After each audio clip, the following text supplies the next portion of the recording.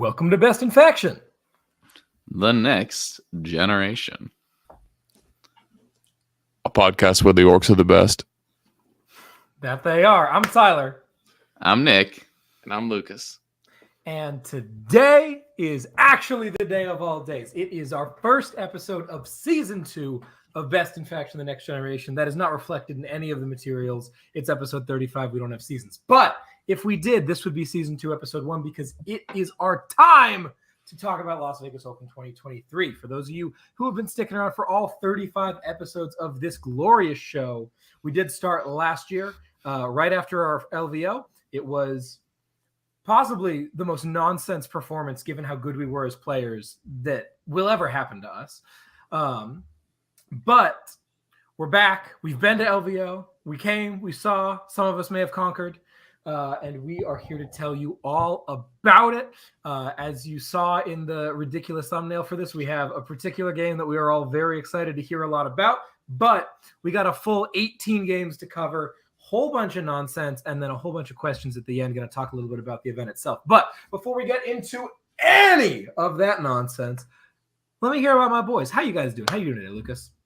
Not bad, man. It's been a rough week of recovery after the busyness of LVO. I mean, it always is, right? It's like 4 days out doing a ton of stuff with your friends is fun and it's exciting, but it's also can be draining to immediately go back into the work schedule. So trying to just recover from that. But overall, starting to dip my toes into Arcs of Omen, kind of fiddle around with some builds for Chaos Knights and Orcs and see what works and what doesn't. But yeah, overall, doing very well.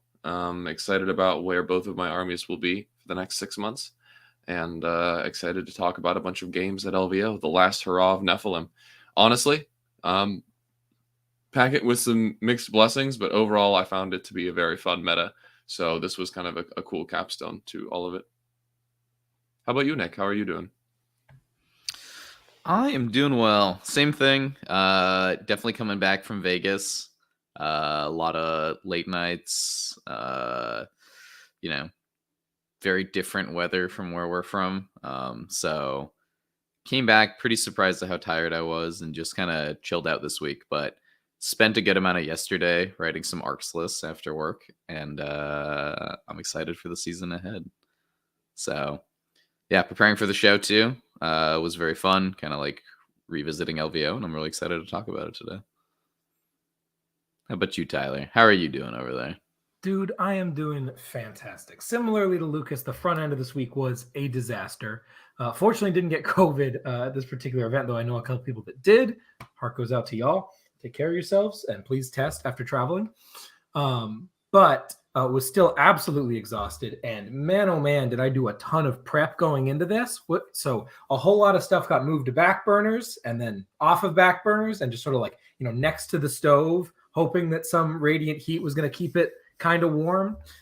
So everything had to get back on and get heated up again real quick. There was a lot to catch up on. But we got that done.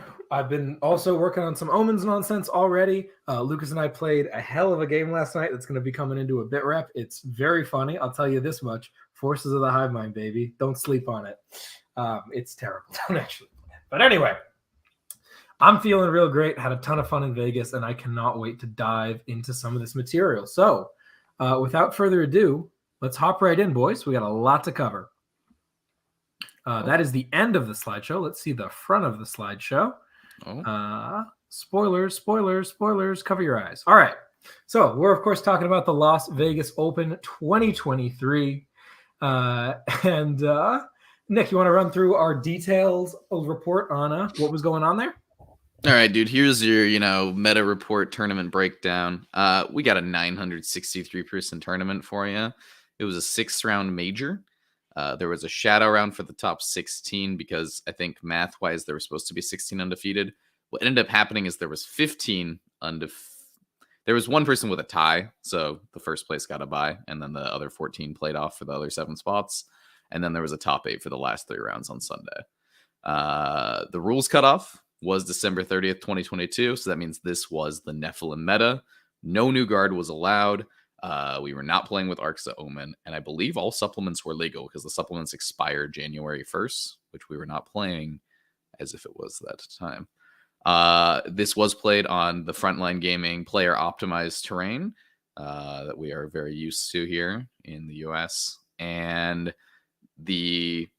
how the pairings happened, it was random pairings within the win bracket. So like 2-0s can match into 2-0s regardless of battle points. And at the end of the tournament, it was battle point placings for overall placing. Yeah, absolutely. Pretty standard. Kind of what we all knew we were getting into as far as LVO is concerned. We're going to move a lot of our event review section to the end because there's a lot of questions about that. There's a lot of, I wouldn't say controversy, but kind of heated discussion about LVO and the future of LVO and frontline gaming events in general. We're going to table that for the end of the show because we could talk about that for hours. So we're going to jump right into games. But before games, we're going to cover our list real quick. If you want to hear the lists in depth, in detail, covering every single what if and every single little tech piece, go back to our previous episode 34, where we do that. We're just going to run through real quick what we took and not so much why we took it, and then we'll get in. So starting up first is myself, and I took a mono GSC.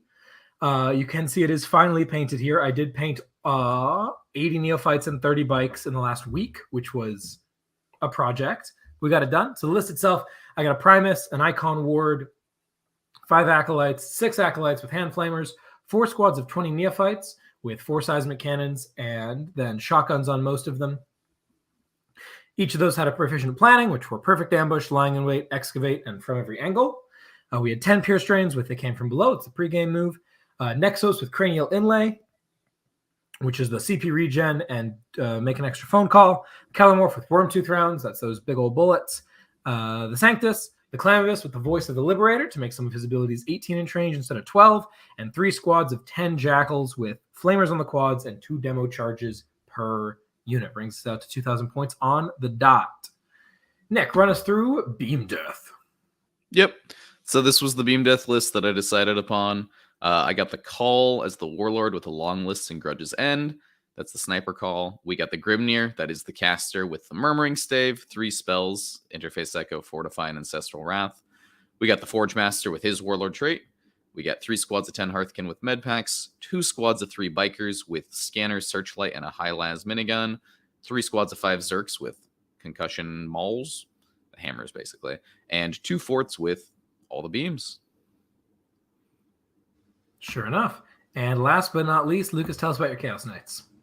All right, we got Lucas, Boss of the Gits, Troller. The boys is back. We got a battalion patrol of House Herpatrax. Just kidding. Battalion patrol of Goffs. We've got a boss on Squig with -1 to wound, 5 FPL no pain. We've got a Brutal but Cunning, Kill a Clot Trucker boss.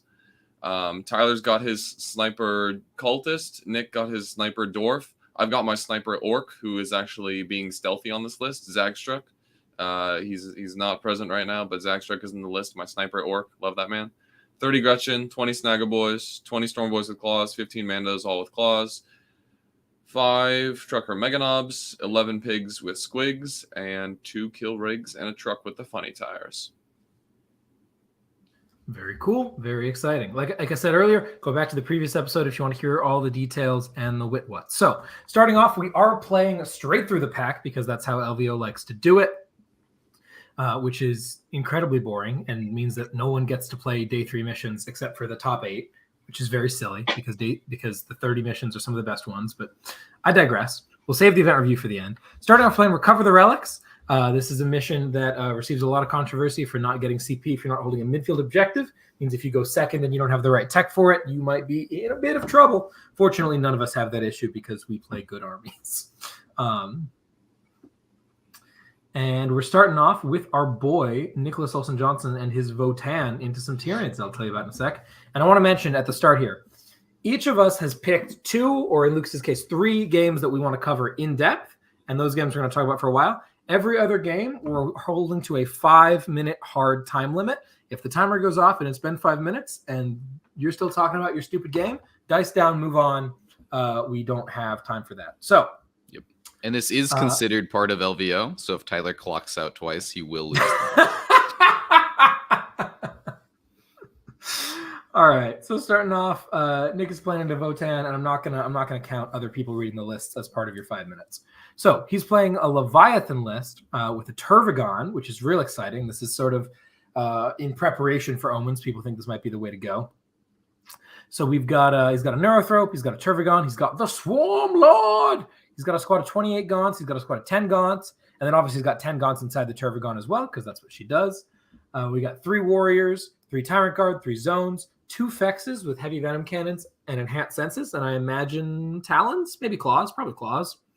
We got the old One Eye, the Hero Carnifex himself, a good old-fashioned Reaper Flyrant, because you can never leave home without him, and 10 Gargoyles, and that rounds out the Tyranids list. Nick, your time starts now.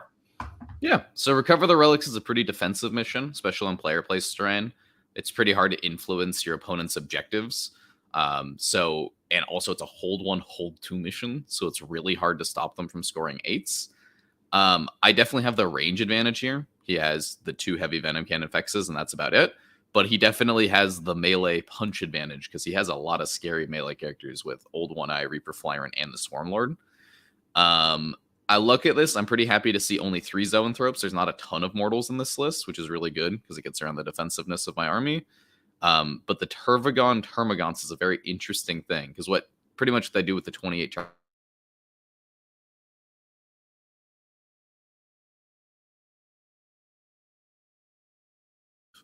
Oh, you guys hear me still?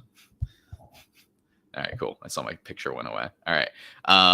So they use the Levy spell to put them in the Zoanthrope Imperative, which is a 5-up invuln, and then they use Catalyst. So it's 28 guys that are baby transhuman, 5-up, 5-up. I opted to go for Raise the Banners. It's a very easy banners mission. Ancestors Are Watching, because just kill stuff with Judgment, and Assassination, because he's got a lot of melee characters that are going to have to come near me to punch me. This game was basically me moving aggressively up, shooting a few things, him coming out to deal with my bikes, me lighting up the Termagants, killing them to like 4, and then he brought 13 back because he can bring 2d6 back with the Turvagon and d3+3 back with the Endless Swarm stratagem. And then me realizing, oh, if I just let him do that, I'm losing. So then I pushed even harder, got all my Zerkers out, lined up 3 different charges into the Turvagon, got 2 of them, deleted her off the map, and at that point it was like, all right, she's gone, the Gaunt she has are gone, all you have left are like some smash characters, which are not strong enough to deal with the rest of my army in your face. So like, as you can see here, I was starting to get 12s in the late game, putting him on 4s in the late game, knocking down some of his banners, and yeah, it was pretty much just like me recognizing I needed to push hard on like turn 3 and getting it done. And yeah, that was pretty much it. It was a interesting list. I'm interested. I think there's definitely some play there with the Turvagon Termagants. We'll have to see what it's for the future. Yeah. I see he took Cranial Feasting against you. It doesn't look like that worked out too well. How do you think that secondary fits into this matchup? I don't have I have squad sergeants on one thing, which is the Hearthkin. And the Hearthkin are not playing very aggressively. To me, it's basically him saying, I'm going to take Assassinate, but I'm only going to kill your characters in melee. And then if I also kill your squad sergeants in melee, your Hearthkin squad sergeants, then I'll get a few additional points. I don't think it's a terrible idea with all the melee characters he has. Like, it's Assassinate with upside. But, Berserkers don't have sergeants. Pioneers don't have sergeants. And he knew that going in. Plus, since his list is so low on CP, if he rolls that 4-up with, the Flyrant killing a squad sergeant, he gets a CP. There was a moment where because he took Mental, Psychic Interrogation, where he didn't roll high enough on Psychic Interrogation to get a CP. And then in the charge phase, he had to re-roll Old One Eye's charge because Old One Eye would have just like failed and sat there. So now he has 0 CP with the Flyrun and Old One Eye in combat, and he needs the Flyrun to eat the brain of my Thane, and he doesn't get it. So he's like, all right, my Flyrun's just here now. So he recognized that it was like an unfavored matchup, and he needed to like kind of go for some weird things to work out. But yeah, Nid secondaries are famously bad. And yeah, Cranial Feasting, not amazing. It is what it is. Yeah. What did you think about the Carnifexes? They seem like sort of the odd man out to me. If I were building this list, that would be 6 more Zone Thropes. But what are the how did they perform for you? They're cool. They threaten the bikes. Like they pretty much were able to kill the bikes. Like 2 of them together were able to kill a squad of bikes turn 1 because they're like the perfect profile, like flat 4 damage, which just cuts right through the sergeant as well. Not the sergeant, the upgraded one. There's no sergeants in the squad, but the one with the minigun. They're just kind of like they can get like the rerolls from Swarmlord. They can get the rerolls from the Flyrant. But at the end of the day, they're just like guys hitting on 3s. So maybe 1's hitting on 2s. I think he had direct guidance on the list. Did he keep the Leviathan adapted to reroll a hit? Okay, yeah, that makes a lot of sense. Which is much better. Those guys, they're cool. They're cute. But again, it's just kind of like a few low variance or high variance shots, right? Like low volume of shots, which every once in a while it's like, oh, if he chips a wound here off of like the wagon, that'd be pretty good. But yeah, I would be a lot more scared if that was more Zone Thropes and just more brain bullets coming my way. Very cool. Alrighty. Let's head on down then. Good stuff. Final score for Nick there, 97-61. All right. I'm going to talk a little bit about this game one for me then. And I'll start my timer right away. I was playing my Mono GSC into Necrons, and specifically into the Annihilation Legion. Nick, can you walk through some of the highlights about what Annihilation is and what it does and what it's trying to do? Is there a list somewhere? They said his BCP was real messy, but just like conceptually what Annihilation Legion is, because it's what you'd expect. Yeah, I've never played Annihilation Legion, so I don't know like the 100% specifics. But basically, the gist of Annihilation Legion is you can only take like destroyers and flayed ones, and you give up like usual Necron command protocols. In exchange, you gain Annihilation protocols, which are very strong. They still have the weakness of having to stay within 6 inches of a character, like old protocols did. But they're a lot stronger effects, like +1 toughness. And I think another one like might be +1 attack or something. They're very good for destroyers, basically. You also get access to some very good destroyer stratagems, like advance and charge for destroyers, which is something people have been asking for a while. But what ends up happening is I think it's pretty much the list is like 18 Scorpex, like 2 bricks of Locusts, and then some flayed ones with Obsec and maybe some Ophidians and LHDs scattered about. That's exactly what he had. He had 2 big bricks of Locusts, full squads with the heavy and was it 6 regular dudes and a heavy? Yep. Cool. 6 regular dudes and a heavy. I think he had 15 Scorps, like 663 or 665, something like that. He had a ton of Scorpex. I think he had a 3-man. I can see it up there. Yeah, he had a 3-man Scorpex squad. And then he had 2 squads of 6 Ophidians, 2 squads of 10 flayed ones. He had the Glockopus, which was awesome. Love that dude. And then both a Scorpec Lord and a Locust Lord. What's cool is that the flayed ones keep a lot of the old stuff. So they're still pre-game in OBSEC. But the rest of his stuff is not so much. There's also, I think there's a 1 CP to make any of the destroyer units OBSEC. So he's not locked to just the flayed ones. So I went first on this mission. And as you can see by the table, got kind of everywhere. That is what it looked like at the end of my drop turn. The problem that this list runs into is that it's not really good at falling back and shooting.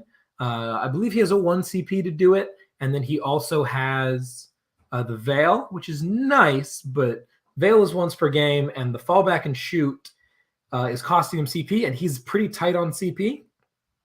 And I was able to punish his ability to hold the midfield objectives really well because I'm all the way in his face. So he wasn't getting a lot of command points, so he was having a lot of trouble budgeting for that. And also my profiles are literally perfect into him. All the destroyers are like T5, 3-up save, and to be strength 6, +1 to wound, AP 2, and then sometimes flat 3 damage. Like the Kelomorph goes in and picks up a squad. The Seismics go to 3 damage and pick up a squad. And then I just kept tagging the Ophidians with bikes. And there just wasn't a whole lot that he could do to get out of this. I took Brood Swarm, Banners, and Prisoners, and 15 to all of them.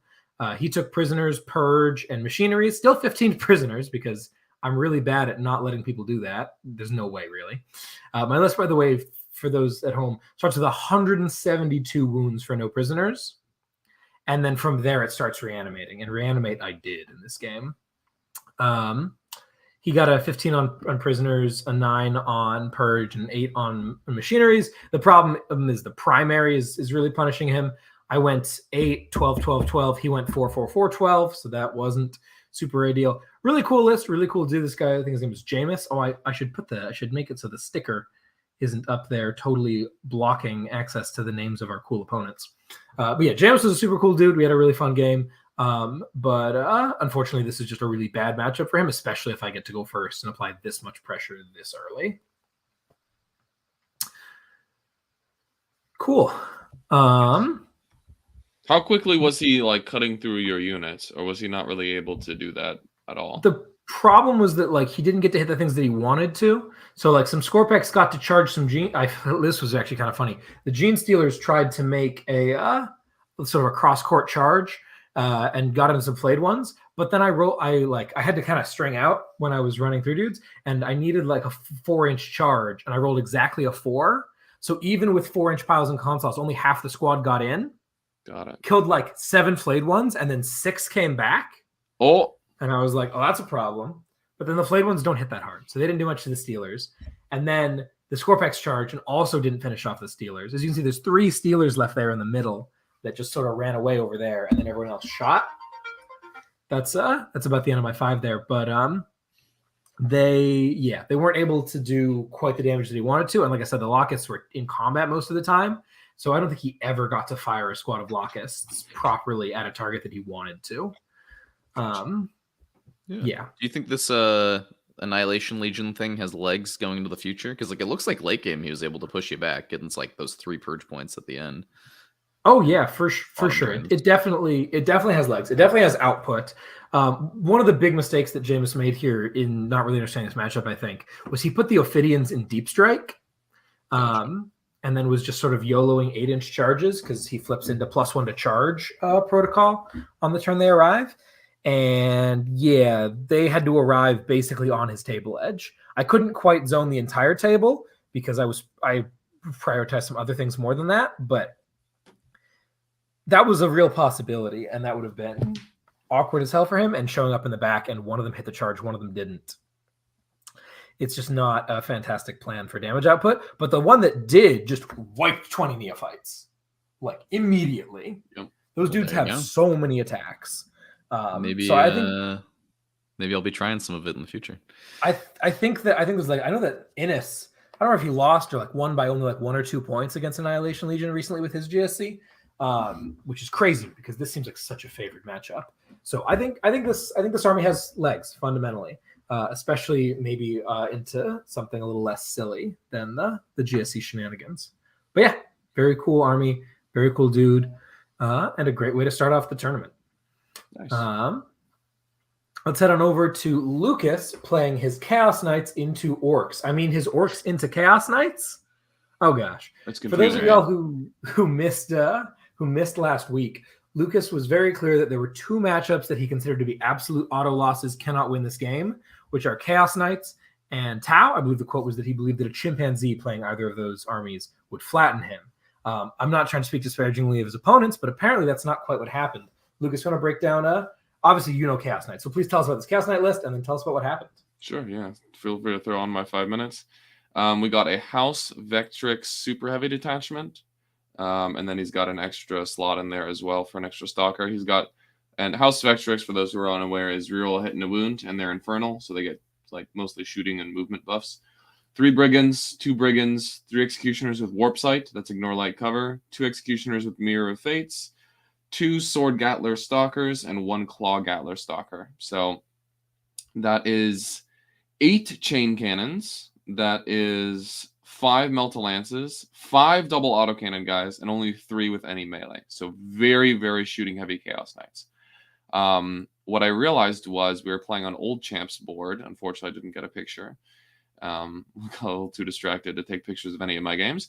But yeah, we were playing on Old Champ's board. And for those who haven't played on that, there's like these long foam hills that are maybe like 8 to 10 inches long. And I put those at the front of my DZ that's completely sheltering the objectives, and then a giant ruin smack dab on another 2 objectives. So my entire deployment zone was basically cut off from angles unless he wanted to push up super far. I realized that and took my 3 defensive secondaries, which were probably the right call anyway, but hilariously, I did not end up taking Bring It Down into him just because I was super scared of him staying all the way back. So I took my defensive stuff, Green Tide, biggest and the best, and get the good bits. And he took Ruthless Tyranny, Storm of Darkness, which are 2 defensive secondaries, and then Fitting Challenge, which requires him to kill me. When he ended up going first and he realized he couldn't see anywhere into my deployment zone without pushing up like well into the mid board, he stayed back on turn 1, but then by the time turn 2 rolled around and I just completely stayed still, he's like, okay, I need to make something happen or I'm going to lose on secondaries. So he pushed up into the mid board, killed like my commandos and 20 Gretchen, and then I slammed him with my whole army. And the reason I think this matchup is super bad is because of Dread, but if you can force them to get so close to you that the charges are all like 3 and 4 inches, then you're probably going to make the charge anyway. So I just charged him in a million places that were basically unfailable, killed 5 knights because there was no fear of an interrupt due to, you know, he has basically no melee. He's not playing Iconoclast, and he only has 3 guys with melee weapons anyway. And I killed one of them on turn 1 and the other 2 on turn 2. He basically ran out of any way to interact with me with anything other than shooting knights, and I had most of them tagged. So yeah, definitely shut this guy out pretty early in terms of if you go super heavy on the shooting, especially on a mission like Recover the Relics, you risk not getting enough angles, and then you can get jumped by a melee army that can hide really well. So yeah, definitely a fun game. Kevin was a solid opponent. And he definitely scared me immediately. Seeing 13 dogs was kind of a nightmare matchup for me. I definitely did not want it, but I ended up pulling it out pretty convincingly just because of how much stuff he lost in the first 2 turns when he started pushing into me. Interesting. So let me make sure that I follow this game correctly. He goes first, sits all the way back, says, I know you're coming to me. You said, scoreboard, bro. That's not how this works. Didn't move an inch. Yeah. And he said, oh, snap, I got it, so I need to table you now. Here's my army. And you said, oh, if there's your army, then here's my army. And your army happens to win that kind of fight. Interesting. Yeah, exactly. So as a Chaos Knights player here, do you feel like there are takeaways here? How would you approach this matchup going forward from the Chaos Knights perspective to prevent this from happening? Do you think it's possible for this army on this table? What do you think? I definitely think so. I think you need to try to turn one of the flanks rather than just pushing up across the board into the mid board. You just try to push on one flank, shoot everything that's over. Shoot everything that's over there, and then it's harder for the orcs to respond because I had like presented a really wide front. So if he just used his really fast movement to zip over onto one flank and then push onto that objective, that would start preventing me from getting get the good bits there, preventing me from getting Green Tide in that quarter. Because really the thing he needs to shut down is Green Tide, and he can only do that once he comes around the walls and sees all my Gretchen. So if you just do that on one side, it's probably fine. Yeah, definitely. I feel like also Old Champs on this particular mission especially is a really bad table for Chaos Knights. Yes. Because those foam hills, you just plop them both on your objectives, and they cannot even get to the objectives from their side of the hill or touch it. And maybe the Knights Pro Taunt if they can touch it and see over, right? Because they're obscuring, so you got to touch it. But once those things they might be taller than a war dog, dude. I think they are taller than a war dog. I was just thinking about that. They're pretty freaking tall. So yeah, this is a really awkward board for him to deal with it around. Good job taking advantage of that and pulling out the dub. Nice. Thanks. Sweet. So moving on to round 2. All of us pick up a nice win. And we're going to play Tear Down Their Icons, better known as... Oh, Lucas, your time is up. Congratulations. Moving on to Bomber Mission, everyone's favorite. No, it's my favorite. And we're starting off again with our boy, Mr. Olsen Johnson, playing into Demons, which is a matchup that I feel like we were all very repped into because, man, oh man, do people love Demons around here. Lucas, you want to walk us through this Demons list that Nick is playing into? Sure. Yeah, Nick's playing against an undivided demons list. This looks like a battalion. Yep. It was a battalion patrol. There was a corn patrol. Okay. Oh, I see. There's flamers up there. Okay, there's a 5 at Feel No Pain Thirster with a wound cap and the heal. He's got Bellacore. Okay. We've got a Zinch Herald on Chariot. We've got a Slanesh Herald on Foot. 2 squads of 10 letters, 2 squads of 10 demonettes, 3 Nurglings, an Exalted Flamer, and 3x5 Flamers. So he's got all the Flamer sauce. And 2 big demons and some board control and scoring. Yep. So I've played into demons a few times because I knew going into LVO this was going to be, at least on my mind, on paper, it feels like an unfavored matchup. It's a very pressure-y army that can appear like anywhere. Flamers are very resilient to shooting, which if y'all don't know, Votann is mostly a shooting army. And also demons can put out a good amount of mortals, which is not good for Votann. So I played this a few times at some RTTs leading up and also against some of those people. Shout out to Alex Elmore, dude, for coming over and helping me practice the demons matchup. We played that and that was very helpful. I learned that in practice, it did feel Votann favored because you have just the amount of shots to like the greater demon toughness doesn't matter. You just cut through them. Bellacore is also a trap. You just don't focus Bellacore and you just eventually kill him. And also like targeting their infantry is very important. And also like learning how to mitigate Flamer Overwatch, learning how to kill Flamers and shooting was something that was very helpful there. So in this matchup, I knew that when he put the Thirster in the sky, that there was nothing that could charge me from the line turn 1. So I just slammed down 2 forts on the line, slammed down 6 spikes on the line. And I think he started with like the 20 demonettes, the 20 letters, Fate Skimmer, Bellacore, and like 3 Nurglings on the board. Everything else was in the sky. So when I got the first turn roll off, I realized along the lines, I'm like, dang, I kind of messed up this terrain placement on my top objective, right? And I took banners. Because I was like, oh, he could like definitely drop here and like outside my DZ using my leadership and like cut angles and get like a few flamers into like the 10 Hearthkin up there, but like that might be enough to flip the objective. So I'm like, well, time to take over his objective. So we just pregame moved the bikes forward, blasted the forts forward. One of the forts was able to like shoot into his backfield. One of the forts was not able to shoot anything. So I sent a CP to blast it 22 inches towards his home objective.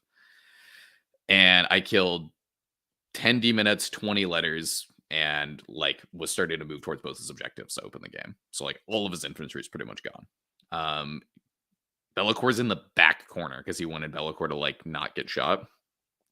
He responds by like Transweaver and Bellacore coming up to the objective. Basically, he's got Fate Skimmer and Demonettes that are like trying to hold this objective, and everything else is locked in the sky, right? So I'm just like swarming him at this point.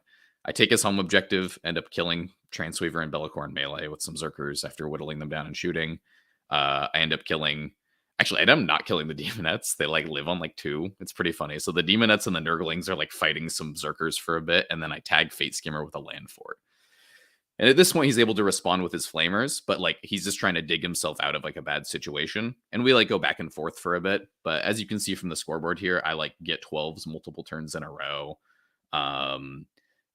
I, take Assassinate, which I end up maxing. My banners is pretty good. I like control the midfield for like the entire game. And he's not really able to push me back. He gets a little bit at the end on his turn 4. He gets an 8 after getting like a few turns of 4s. But he doesn't get any primary at the end of the game because he has a single flamer left, which opts to run away and plant a bomb, which I'm like, yep, I can't stop that. This was a fun game. It was a good game. Great opponent. But it was like really, I don't know, it felt very satisfying recognizing that I had this advantage going first with so much of his stuff locked in Deep Strike for 2 turns. So it felt good to just use that Demons practice and do the thing that I practiced and get it done. Very, very cool. What happened to this dude's warp ritual? That feels like such a good thing in secondary. I killed his Herald on foot, like his Transweaver, top of 2, and she couldn't get to the middle. Bellacore also died top of 2, and Fate Skimmer was locked in combat with a land fort since top of 2. And that's all of his Psychers. Like, I didn't let his Psychers out of his DZ. That's basically what happened. Yeah. Yeah, it was definitely fun being like, you're the pressure army? Go. Well, I'm going to bring the pressure to you, dude. Yeah, you're the pressure army the moment you come in from deep strike. How about you come in from deep strike in your own DZ? Please and thank you. Yep. Very Yeah. cool. Yeah, I'm fine with that Thirster coming in 3 away. Yeah. Sounds good, man. He's going to hit you. If he comes in 3 away versus 6 away, he's going to hit the charge either way. Just do it over he there. Can't please. come in within 12 of a land fort. The other one's sitting right there ready to intercept him. I mean, but does the land fort really do that much damage on the intercept? He's wound capped, so at most he does 8, right? Yeah, but then I can kill him in my next turn, where I actually have a really hard time killing the Thirster in 1 turn. Because my 3rd phase of damage is Psychic phase, right, with the Grimnir. But I have to get Smite off and targeted Smite off. And he's got 4 up deny from Khorne. So yeah. Cool. The intercept is pretty good if you get to pull it off. Well, perfect time. Good crumping. All right. Let's bring it on down to my round 2. I get a nice little warm-up game round 2 into none other than Anthony Vanilla, also known as Violence. Sorry, I don't have his list pulled up here. Can you pull up his list real quick, Lucas? I know you know CSM better than else. I basically know what it is if you want me to awesome. recite So I'll get to that in a sec. So for those of y'all who don't know who this guy is, Anthony Vanilla is a member of Team USA. Starter from last year. Very, very cool dude. He runs Stat Check with Innes Wilson and Nathan. What's Stat's last name? Henning? Yes. Yeah, Nathan Henning. And then also they've got Cliff and Curie and Typhus now and the rest of the crew. They're doing great stuff. If you're not paying attention to them, then what are you doing listening to us? They're great. So they're real cool dudes, really good friends of ours. This is one of the guys who Lucas and Nick flew across the country a couple weeks back to get practice games into. I did not do that, and this game made me kind of wish I did, because I would have gotten reps into exactly this matchup, and I could have really used a couple of reps. I had not played into Emperor's Children yet, and he was very familiar with what GSC do, because Innes Wilson, his co-host, is one of the best GSC players on the planet. So. Lucas, you want to run us through the list here? Yep. He's got Abaddon. He's got a Slaanesh Demon Prince with whatever, I think it's the Mark of Traitors that lets him hand out his Captain Aura in the command phase. It's such a good relic. It's such a good relic. Yep. And then we've got a Master of Possessions with the Lieber. We've got the Chanter guy. With the Mark of Slaanesh. Everything's Mark of Slaanesh because it's Emperor's Children. 4 squads of 5 rubrics with Power Fist, Icon, and Blastmaster. Try again? Huh? 4 squads of 5 what now? Oh, not rubrics. What are they called? Noise Marines. There we go. 4 squads of them. 10 cultists. 5 possessed. A Venom Crawler. 10 Terminators with, I think it's 6 melee weapons. 4 Power Fists, 2 Chain Fists. No Combi Meltas. Mm-hmm. I think that's it. Maybe I'm missing something, but I think that's it. Did you mention the Possessed? Yeah, 1 squad of 5. And the Master of Executions? A Master of Executions with nothing. I think he's just a Master of Executions. Yeah. He might have like +1 attack and strength on the Heroic and Charge or something like that. Yes. No, he's got something impressive. I think it's like reroll hits and wounds or something like that. Because Anthony explained it to me, and I was like, man, why do you people keep spending CP on things that make your melee characters slightly killier? And he's like, no, dude. That CP makes him way killier. And I'm like, all right, bro. I don't care. He's going to kill 5 rats either way. So we are playing on what I have been in a very friendly manner referring to as one of the fuck it tables, because this table is, I mean, you guys can see it.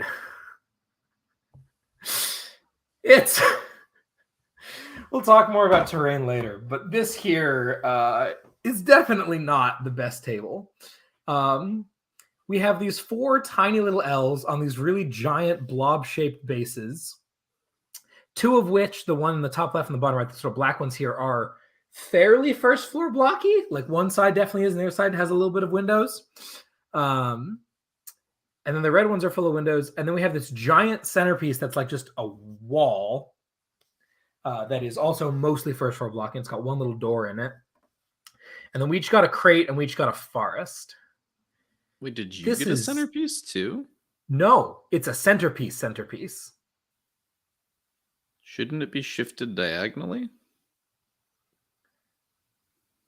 Huh. Yeah. I think that So was done incorrectly. we're like, what the hell is this? It's not on the packet. And we Yeah, asked that's Adam. the funny part.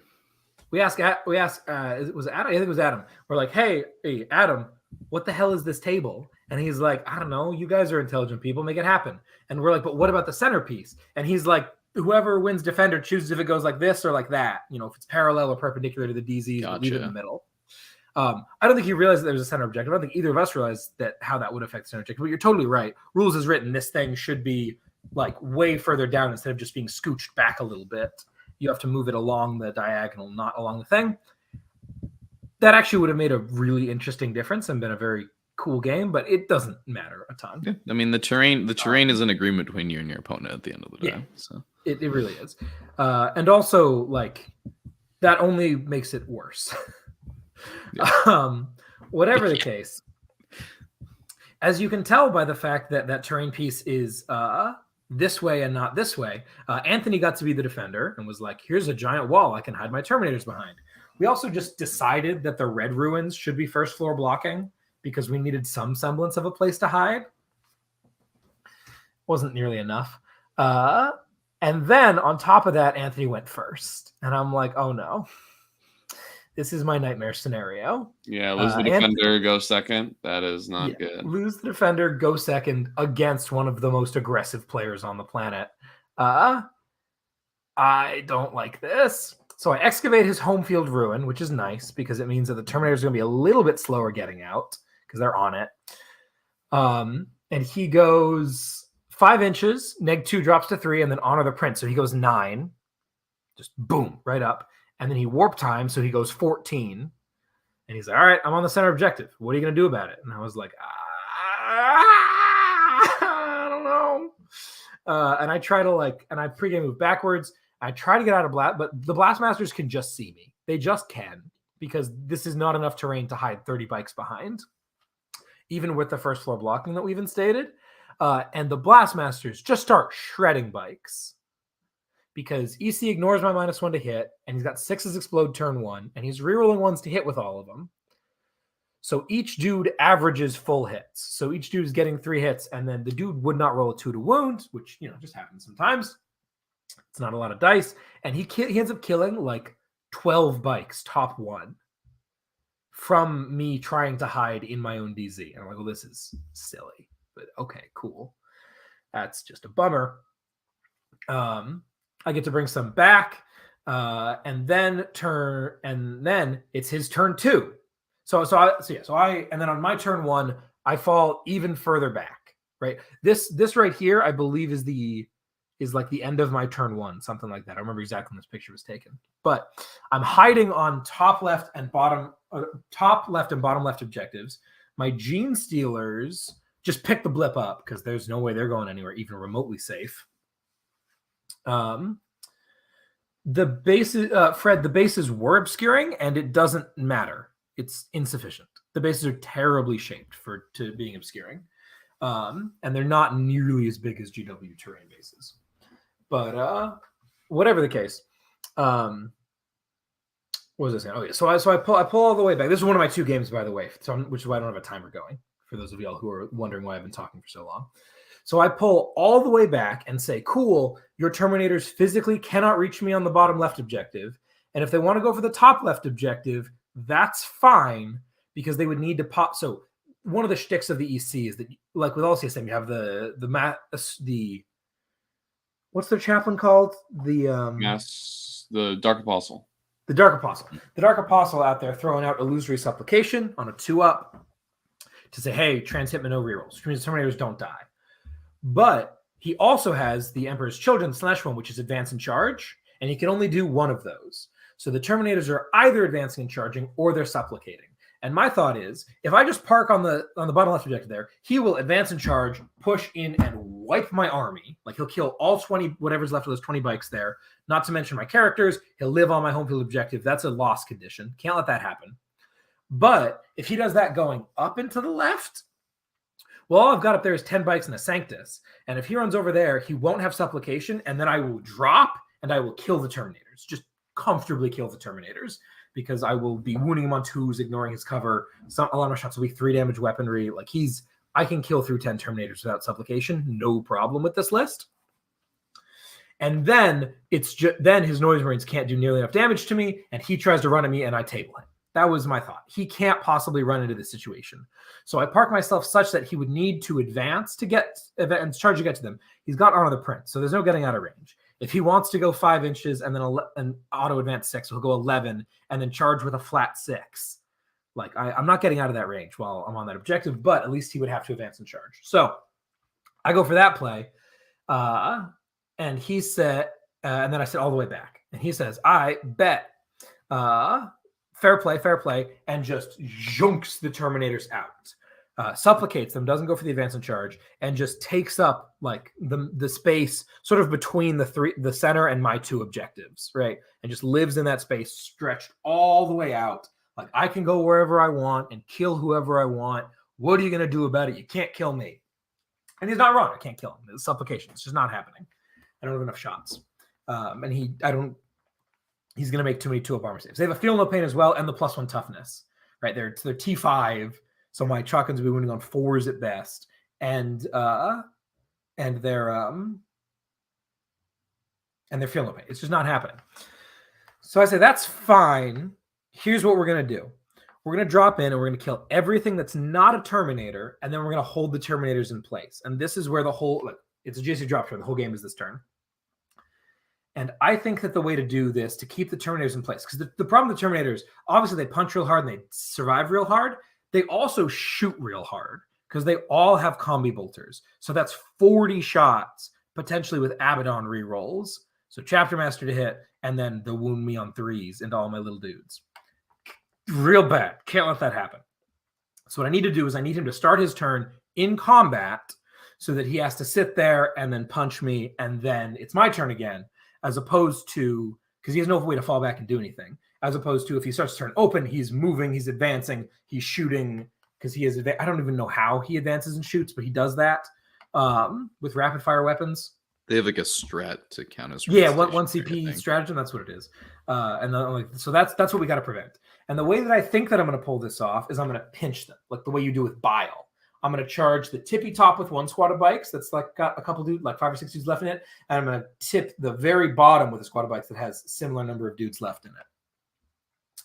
Unfortunately, I don't really understand where his buffs are. I thought Abaddon put the rerolls on himself. Apparently he put them on the Terminators.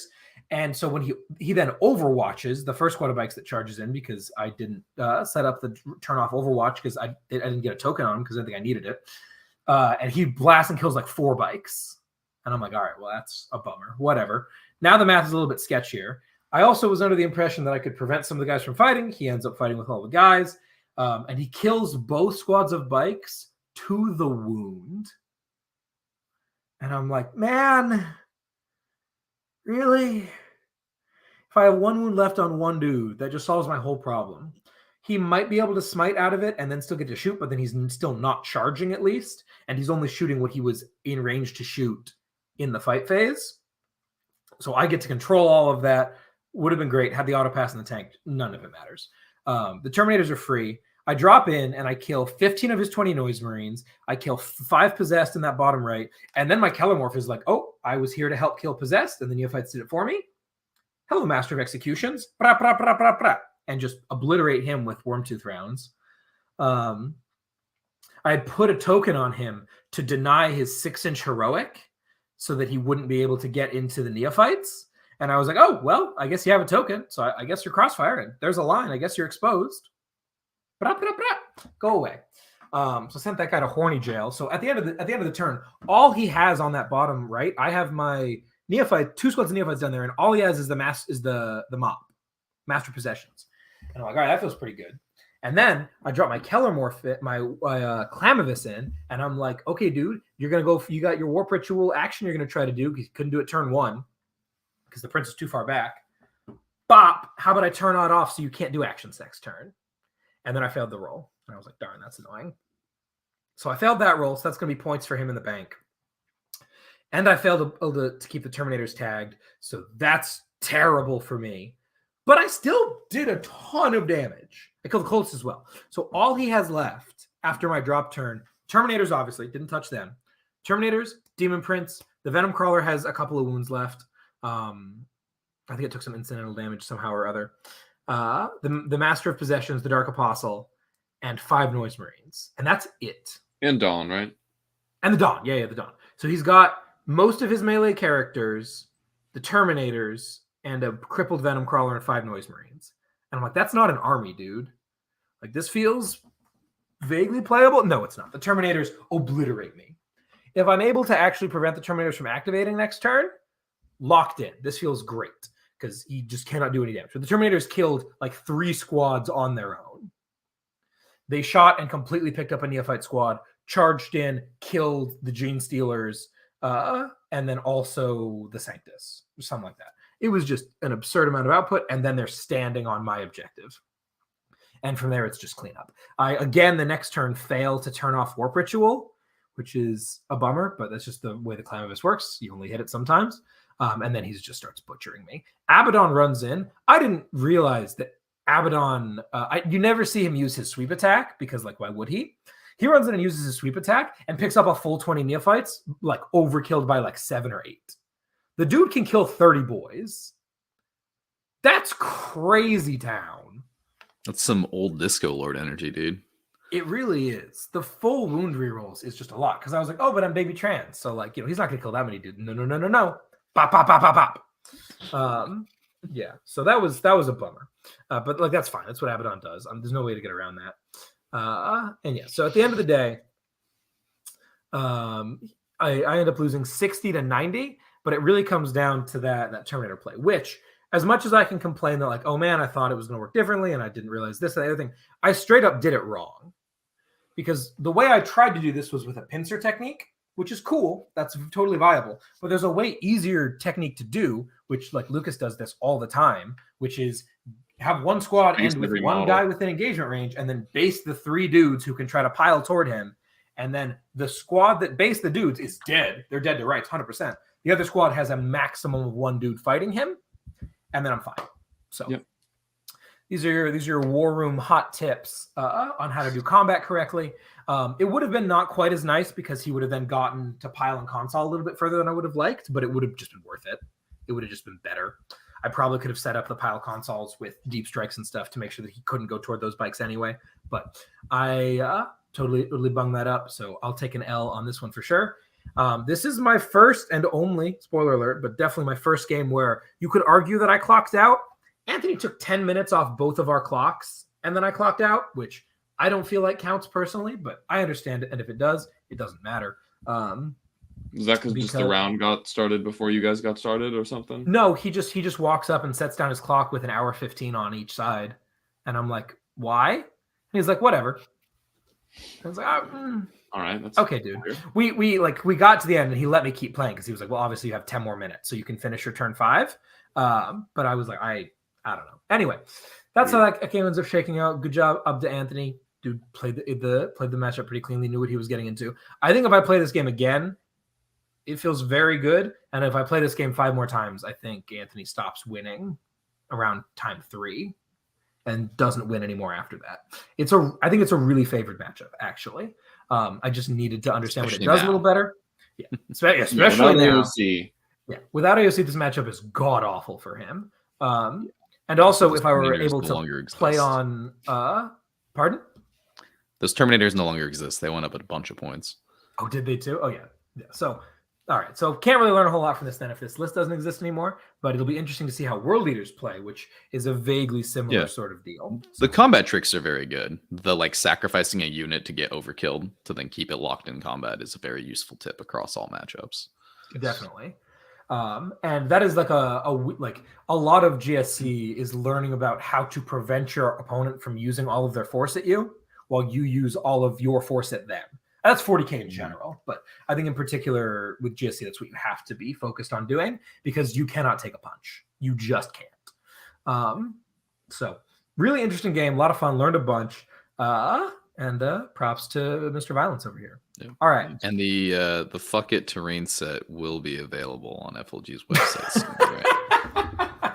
I also played on it this round, so apparently round 2 is the Clown Fiesta round. Yeah, so here we are. We'll talk more about stuff like that at the end. But moving on over to round 3 now. As we said, Lucas said there were 2 matchups that he absolutely could not win under any circumstances. The first one was Chaos Knights, and the second one was Tau. He had to play Chaos Knights, and he got a miracle, but obviously lightning never strikes twice. So if he runs into the other one, it's kind of over. Lucas, tell us about how you beat Tau. Also beat them by 62 points. And for the record, what I said was I don't think I can beat them going second. Going first, I think I have a genuine shot. Okay. Going second is scary. And Gotcha. I went second in this game. So this is going to be interesting to talk about. All right. I'm going to read through this Tau list because I am the resident fish boy over here.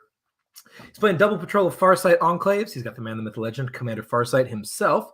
We got the Bagel Plate Enforcer with double Sib Missile and Flamer. I assume that Flamer is the relic, the thermoneutronic projector.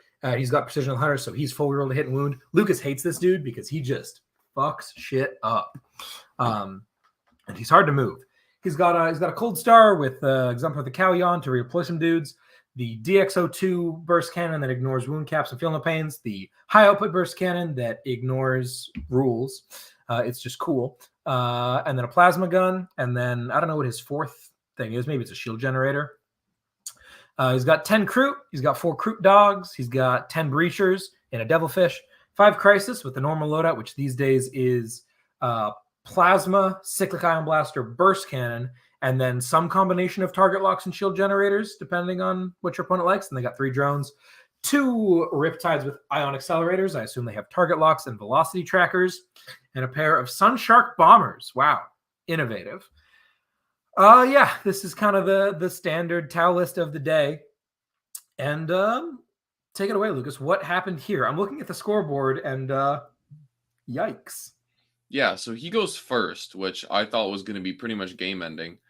And did the normal Tau thing, moved his funny suits out, flew his bombers over, bombed some Gretchen away. And what I failed to remember was that planes can just land next to your characters. Of course, this is a very simple thing to remember, but I am an idiot. So I kind of left my character, my beast boss, dangling off in the wind where he could be shot by the bombers if they landed close to him. So the bombers flew over, bombed the Gretchen, got close to him, and I'm like, oh, well, that's going to be like a 50-50 to insta-lose the game if I lose my Wah. Funny. And then the rest of his guys just moved up and shot. Turn 1, other than the plane shooting, he killed like a squad of pigs and a rig, which honestly was not all that impressive, if I'm being honored with you. So then he shoots into my war boss. And the reason that I think that leaving the war boss out to be shot was actually not the end of the world, and actually he agreed with me after the game. He thinks he should have shot at someone else, even given the chance to kill the war boss immediately, because that would be game winning. But the war boss is, you have to remember, toughness 7, -1 damage, -1 to wound, 5 up invuln, 5 up feel no pain. So all of those 2 damage shots, which are most of the reason the bombers are so good, are going to be -1 to wound, and they're going to be basically half damage. So all of the cyclic and missile shots are going to do like a combined 2 damage to him. And then there's the other plane. So that'll be like 4 damage. And then he's got to get 5 damage through with the 4 seeker missiles, which is super iffy because hitting on 3s with 1 reroll, or sorry, no, these parts out on clubs. Hitting on 3s, wounding on 4s with the -1 to wound and with rerolls. You'll probably get like 2 or 3 of them. I'll maybe make a save. And even if he doesn't, it's 2d3 -1 damage with a feel no pain. So the odds of killing him are very, very iffy. I got off lucky, and he survived on 2 wounds, which was perfect for me because the whole point of, Tau going first is to try to eradicate any ability of you to cross the board and interact with them anymore. And he basically came over, killed 5 Gretchen with bombs, killed 1 rig and a squad of pigs, which were like, I've got plenty more where that came from, and then nothing else. So my clapback turn was brutal. I admit I made some charges that were pretty long to make sure that the crisis went away, but in response to his turn 1, I killed both bombers. I killed the full Fatty Daddy squad of crisis suits. I killed all of his Kroot stuff, and that was it. So I left him with 2 Riptides, the 3 commanders, and the Devilfish full of breachers by the end of the first turn. How long was the charge into the crisis suits? Just wondering. He fire and faded behind terrain, but he didn't go directly backward, which I think is a mistake because I don't really shoot at all. So he should have just gone as far back as possible. I had a bunch of stuff charge them. So like I had 2 squads of commandos charge in, and they were on like 5s and 6s. I had the Mega Knobs had rolled a 6 on their advance, so they needed like a 5 to make it in. They're truckers, they go really fast. The War Boss rolled a 1 as advance, so he needed like a 10, and he just bossed it. He just rolled an 11, which was funny. Zagstruck needed, I think, like a 7, and he made it. And I think that was all that made it into them. Yeah. That is So, yeah, Storm Boys beat the hell out of the Planes, which was funny. And then my 2-wound War Boss went, and as we saw, scored 2 on Biggest and the Best, hanging out with the Gretchen in the corner. Like, all the orcs are just having a party in his deployment zone, and he's just hanging out with all these Gretchen. This, like, ancient crotchety orc who just got annihilated by 2 bombers. He's just, like, falling apart, and he's just, I'm the biggest, I'm the best. Parks on an objective. All the little rats are running around him, getting all the good bits, and he's just scored 10 points. Big brain. So, to be clear, if you were a Tau player playing this matchup, killing the boss would win the game on the spot. But you probably win the game anyway. Probably achieve the same result as if you kill the truck into the truck. Exactly. Yeah. The truck is priority number 1. Because the truck is what, minus 13 inches of movement or something to the Mega Knobs and the bike and the trucker boss. Yes. Yeah. So and and it's made of paper because you're strength 8. Like, bye. Yeah. Eradicate that guy and you're good to go. So very cool. Yeah, definitely lesson learned from James. He right after the game he was like, "Yeah, I should have just shot your truck," and I said, "Yes, you definitely should have, my friend." I also just have a scoring advantage in this game. I don't know why he took banners. That should have been assassinate, but in general, like if he takes no prisoners and assassinate, that's going to be pretty good. And does his decisive action? I mean, decisive action is the automatic take, but it is actually a pretty risky one into like pressure armies because you're either going to resist their push or you're not. So it's either going to be a 12 in a game in which you're winning or it's going to be a 0 in a game in which you're not. So that kind of like hedging your bets on taking decisive action is definitely interesting. I think it was the right call. I might have gone Montcalm instead though, because he was able to get on 3 objectives for at least 1 or 2 of the first 3 turns. Whereas by the time turn 3 rolled around, he either would have tabled me and he wouldn't get a 12, or what actually happened was I was sitting on the objectives and he was in his back corner and he got a 0 on it. Yeah. So decisive action is actually fairly nuanced here. I think the very reasonable concern from his perspective there is that if you go first and he has to sit all the way back and deal with you for 3 turns, your scoring is so good that if he doesn't have decisive or if he goes for Montcalm and can't pick that up 3, 4, 5, he might just lose while tabling you. If he picks Montcalm, he has to get it 1, 2, 3. Yeah, that's what I'm saying. That's why I think Montcalm might not be the right move here. Because if you go first and push, he's going to struggle to make that happen. He gets to know, though, after he's going first. That's fair. Yeah. I don't know. Oh, yeah. It's interesting. Like I said, there's a fair amount of nuance. But the reason I think it is a little sketchy here, especially if you're pretty settled on Cao Yan, is you have to get a 3, 4, 5. So if I'm winning by the time turn 3 rolls around, you're probably getting a 0. I mean, you're probably losing the game, right?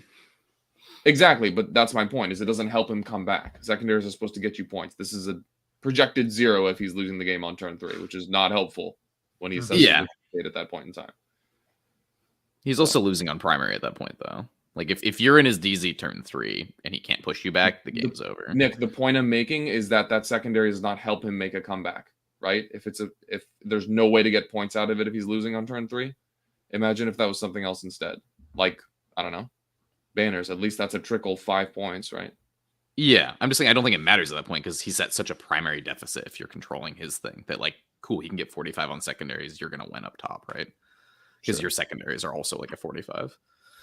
Very cool. All right, moving on to round 3, Nick's favorite mission, Data Scry Salvage. And we have got a couple of games for this. So I'm down to 1-1. Violence knocked me out. My boys over here still feeling pretty hot at 2-0. And we're going to start off with Nick's turn to play into Emperor's Children. Lucas is a resident chaos expert. Walk us through this Emperor's Children list, played by the illustrious Jeff Poole. Big fan of that guy's work. He's a real OG. What do we got here, Lucas? What's the EC list looking like? We got a Winged Prince. We got a Dark Apostle. Master of Possession with Liber Hereticus. And I'm guessing the Mark of Slanesh. It's Emperor's Children, so of course. 4 squads of 5 Noise Marines with Power Fists and no Blastmaster. No, I'm kidding. There's a Blastmaster in everyone. Blastmasters. 10 Terminators with 3 Meltaguns, 2 Chain Fists, 4 Power Fists, and the Black Rain of Damnation. 2 squads of 5 Warp Talons, a Rhino, and Abaddon. Yep. So pretty standard Emperor's Children list. I think the only difference with this and Anthony, there aren't possessed in this list, and there isn't the Mo, but in exchange he picks up a Rhino to protect the Noise Marines, and he picks up Warp Talons, which are pretty neat, especially on this mission. So Warp Talons can honor the Prince, which I didn't know. I knew in the game. I didn't know before the game, but like he explained it. We like double checked at the start of the game. Which is pretty cool because that means they can start in Deep Strike and they can just go for like a 3-inch charge out of Deep Strike. And they also have a very cool rule where when you try to fall back from them, you just roll off. And if you fail, you cannot fall back. So I definitely wanted to go second on this mission. I feel like Data Scry is Data Scry, there's like 2 things. There's the going first and being a pressure army and keeping your opponent in your DZ and they never get any primary and you win. Or you guys play even armies into each other where you're kind of dancing around. And in that case, going second is better because you're able to pick up like a 12 at the end of the game, usually. I knew that I wasn't going to be able to pressure him with how the terrain was. Like he was able to get like a giant L to make his bottom 2 objectives safe. He was able to make his home objective safe. He got defender, so he was able to like shift the middle ruin like exactly where he wanted. I'm like, I can like blast towards him, but I have to respect the Terminators because again, the Terminators can do the whole thing where they can hit the advance and charge prayer, right? Honor the Prince to advance 6, charge with advance 6. So they have a 23-inch threat range, right? And pretty reliable because they get like flat, they get 17 of those inches just guaranteed. They just have to roll a d6 on the charge. So with a +1 from Abaddon. So I'm like the worst timeline is where he like lands that charge and wraps a land fort. So now I can't get the Zerkers out to like counterpunch because a land fort shooting into combat with them is going to do a like decent amount of damage, but it's not going to kill all of them. So I did end up having to go first. I took Assassination and Ancestors because he doesn't give up no prisoners. So basically like fairly standard kill secondaries. I didn't take banners because it's kind of hard on this mission to get banners. You can't plant any in the midfield turn 1. You can only plant your home field. And what I was worried about was like those Warp Talons hitting my midfield objectives out of Deep Strike and like flipping it. I took Psychic Interrogation because in my experience, I know they have the 4-up deny with Abaddon, but in my experience, EC stratagems are so strong that they often don't want to spend the CP on the 4-up deny. He ended up taking Psychic Interrogation as well. He ended up taking the Long War, which is just basically like the shittier version of shock tactics that CSM have. And he took banners, which makes sense because I have a lot scarier time pushing into his very defensive terrain that he was able to create. I opted to kind of pivot towards his home objective, and I like blasted the forts up there because I wasn't shooting anything turn 1. He responded by getting some Noise Marines out and shooting some bikes, sadly not killing them, which then that one bike proceeded to go over and steal one of his objectives, which is why he gets a 4 turn 2. And he realizes, okay, I think he took stock of the board at that moment. He's like, there's 2 forts bearing down on my home objective. One's full of 10 idiots, one's full of 5 idiots, right? I just lost the primary deficit. Like I might be able to get the 12 in like the late game, but now we're even, right? Because like if I get 8s the entire game and he gets like 8s and a 12, well, he just got a 4. So now it's like we're even up top. So he needs to like make a play now. So he gets the Warp Talons out of the sky. They come to my back objective. That's fine, right? They do the thing. We charge them with 5 Zerkers, like, and the fort with the 10 Zerkers keeps going towards his home objective. He's realizing, okay, Nick is still projected to win this game. And that's when he decides to turn Abaddon to Red Corsairs, who Abaddon is, I think, like 17 or 18 inches from my Zerkers that countercharge the Warp Talons. He turns them into Red Corsairs. He rolls a 6 for the advance. And Abaddon blasts over, kills the Zerkers to the wound. I end up killing Abaddon, but this was pretty big here because, as you can see, I get a 4. And so I might have accidentally flipped those. That might have been on turn 3. But I get a 4 when Abaddon flips my objective because I just hold my 2 midfield ones. I end up killing Abaddon, but at this point I'm like, I'm behind on primary because Abaddon just flipped that objective and I haven't been able to hit the button for 2 turns. And he's been able to hit the button.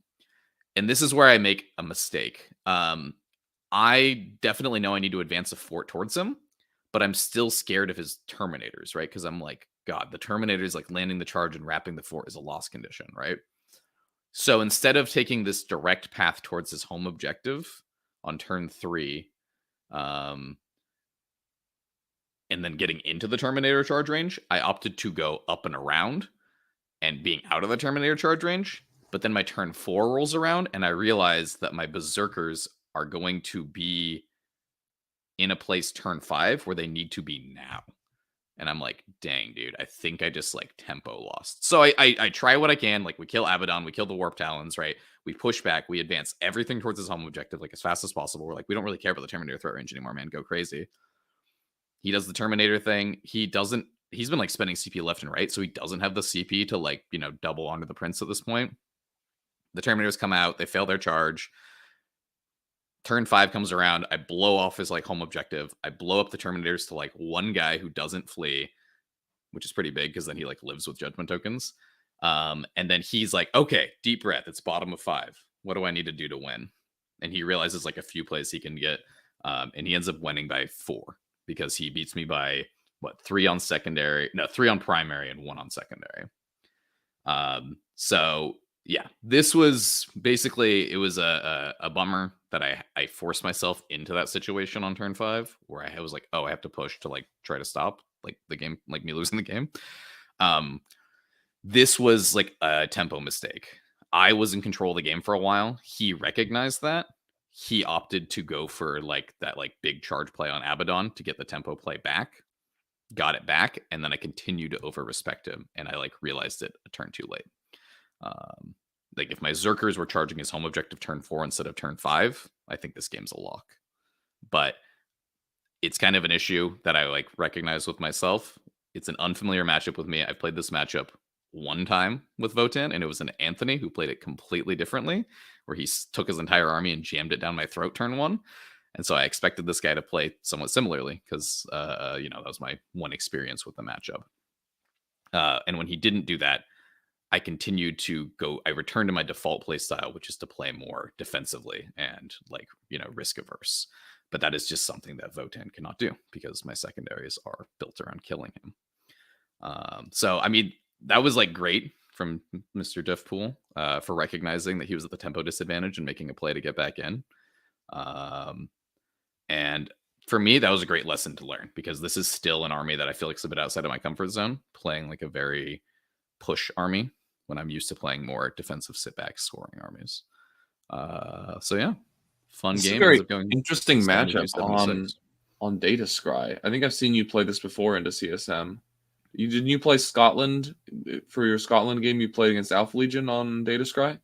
I did, yeah.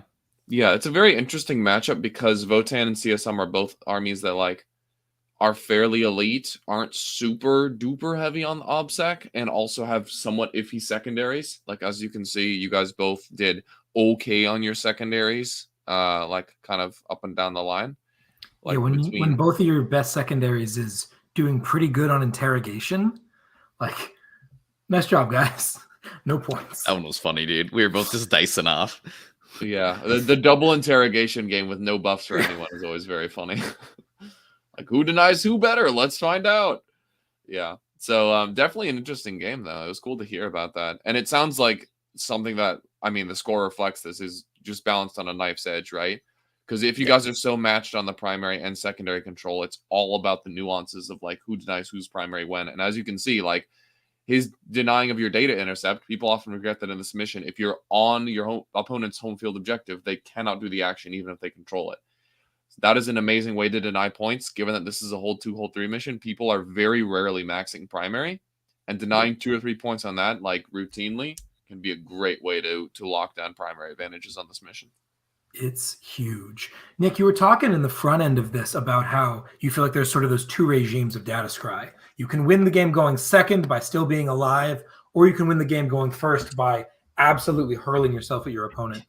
Do you feel like you tried to live into that regime, or do you feel like you tried to work against it and that may have punched you here? Well, I leaned into okay, we're both playing, like if I play passively, he wins, right? Because he's going second. So I have to push. So I was like, I'm going to push to force him to bring the Terminators out. And he was like, And I'm like, I get closer. And he's like, And then I'm like, what is happening, dude?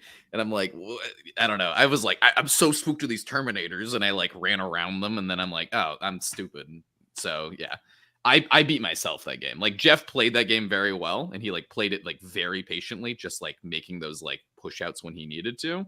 But I like definitely spooked myself too much that game. Which terrain were you on, out of curiosity? I think it was field base. That's the one that I played on round 1 with the box in the middle, and you each get an L. Yeah, you each get an L. There's a giant box in the middle, and then you get like 2 smaller boxes. Yeah, that one right there. Yeah, field base. How did the solid first floor of the L, did that come into effect here?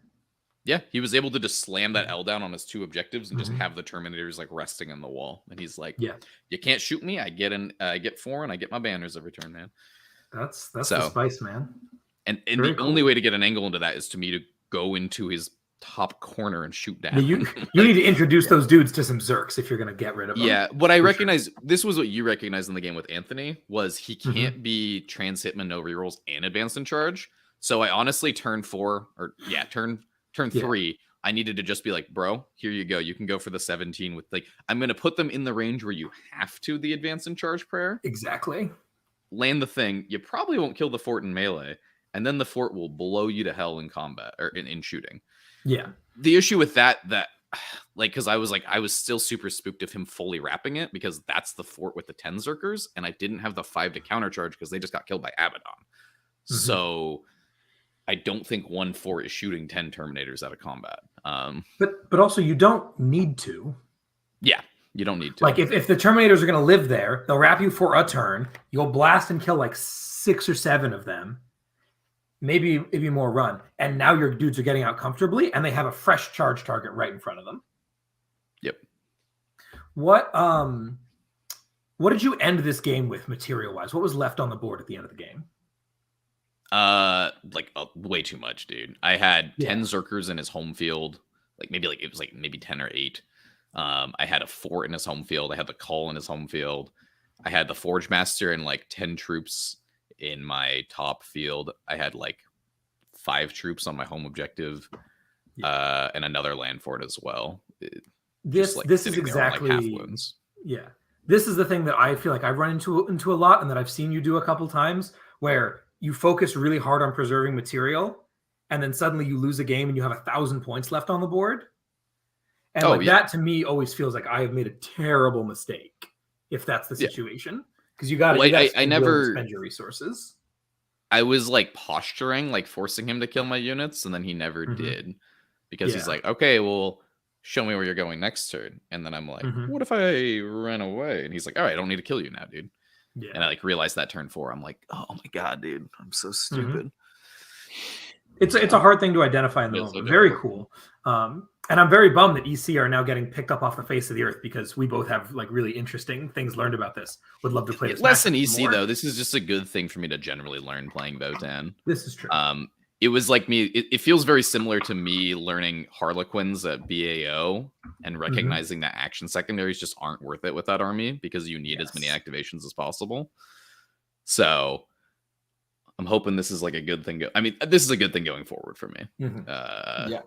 Nick, when he's not scared, is going to be very scary. But I'm definitely going to make a lot of mistakes. I need to just make mistakes and like get my army killed by overextending, and then be like, okay, where's like the proper extension? You know? Yeah, that's the scary thing, is that there's more, and like it could be a lot. I'm excited to find out. Cool. I'll do this one pretty quickly here. I'm rounding out Oda day 1 into Goths, but down to the 101 bracket. Lucas, you want to run us through this list real quick? I think it's like a battalion and a supreme command. Got a big mech with custom force field, war boss and mega armor, We got 3 squads of 10 Snagas, 10 Goth boys. What a Chad. 2 squads of 10 Gretchen, 2 squads of 5 Mandos, squad of 5 Meganobs with Combi Scorches, 2 squads of 4 Piggies with Bomb Squiggies, 10 Storm Boyos, 1 Battle Wagon with Defril and Laba. What a king. We got a Kilrig, a Truck, and Gazkul. Baguruk Thraka himself. Let's go. Yeah, this was real cool. So like I said, last round was, I have not played into EC yet. I've played into a lot of other CSM, but hadn't played into EC, and he was very familiar with GSC. By contrast here, I've played into Goffs a couple of times, as it turns out, due to a certain co-host of mine, and he had never heard of Gene Stealer Cults. So I did a lot of the things that I expect myself to do. I also went first. I had a terrible first turn. I know my math, and I was just annoyed, I think, because I was like, man, I want to commit violence to this stuff. And I was like, Steelers, go kill 5 Commandos and 10 Snagas. Absolutely not. Absolutely not. In no world would that ever happen. They got the crap beat out of him. It was really funny. But yeah, I ran up. I stood on objectives. I shot stuff. I dropped in turn 2 and killed. He went second and scored a 4 on bottom 5. Yeah, was not ideal for him. I knew the matchup. I knew where to put stuff. I knew where to shoot stuff. The good news was Andrew. He was a great sport about the whole situation. We had a lot of fun. Good orky goodness. But yeah, I think this is definitely also one of those matchups where it's like if you don't conceptualize what all my stuff deep strikes at 6 inches means, and suddenly you've got 2 different objectives that are towed onto with a single dude who's not OBSEC. And I'm like, all right, so 5 acolytes take both objectives. Thank you. Like that's just a thing that you have to have happen to you to prevent it from happening in the future. And this was I don't know. My armor kind of did what it said on the tin here. Nothing too crazy. So that brings us to a bit of a reprieve for Lucas from some of his bad matchups into what I think is probably one of his best. Certainly one of his favorites. Mr. Olson Johnson, you want to run us through the Harlequins list that Lucas ran into at the end of day 1? All right. So Lucas is playing against a Twilight Battalion of Patrol, Twilight being the best melee subfaction. We got 2 Shadow Seers. One is Player the Twilight. That's like the funny CP regen one if you roll 4 lucky dice. I don't know what else it does. We got a Troop Master with the Twilight Fang and the Veiled King. This is the very cool guy who gets extra attacks equal to the battle round. Dude slaps pretty well. And I believe Veiled King is wounds on 2-ups against non-vehicles. I think non-monsters as well. Dude is good. We got 5x5 squads of troops. Double fusion, 1 kiss. It looks... Oh, there's some Star Weavers for them to write in. 2 squads of 5 basic bitch troops, as Lucas has so eloquently put them. We have a Solitaire. There's the 7 Star Weavers that the troops write in, and then 1 squad of 3 Void Weavers. Harlequin Classic.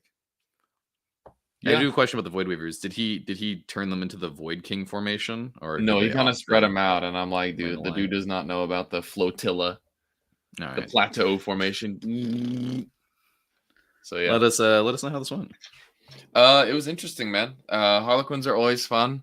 They are very pigeonholed into their secondary game plan of needing to end up on your objectives and in your deployment zone, which is really what orcs want.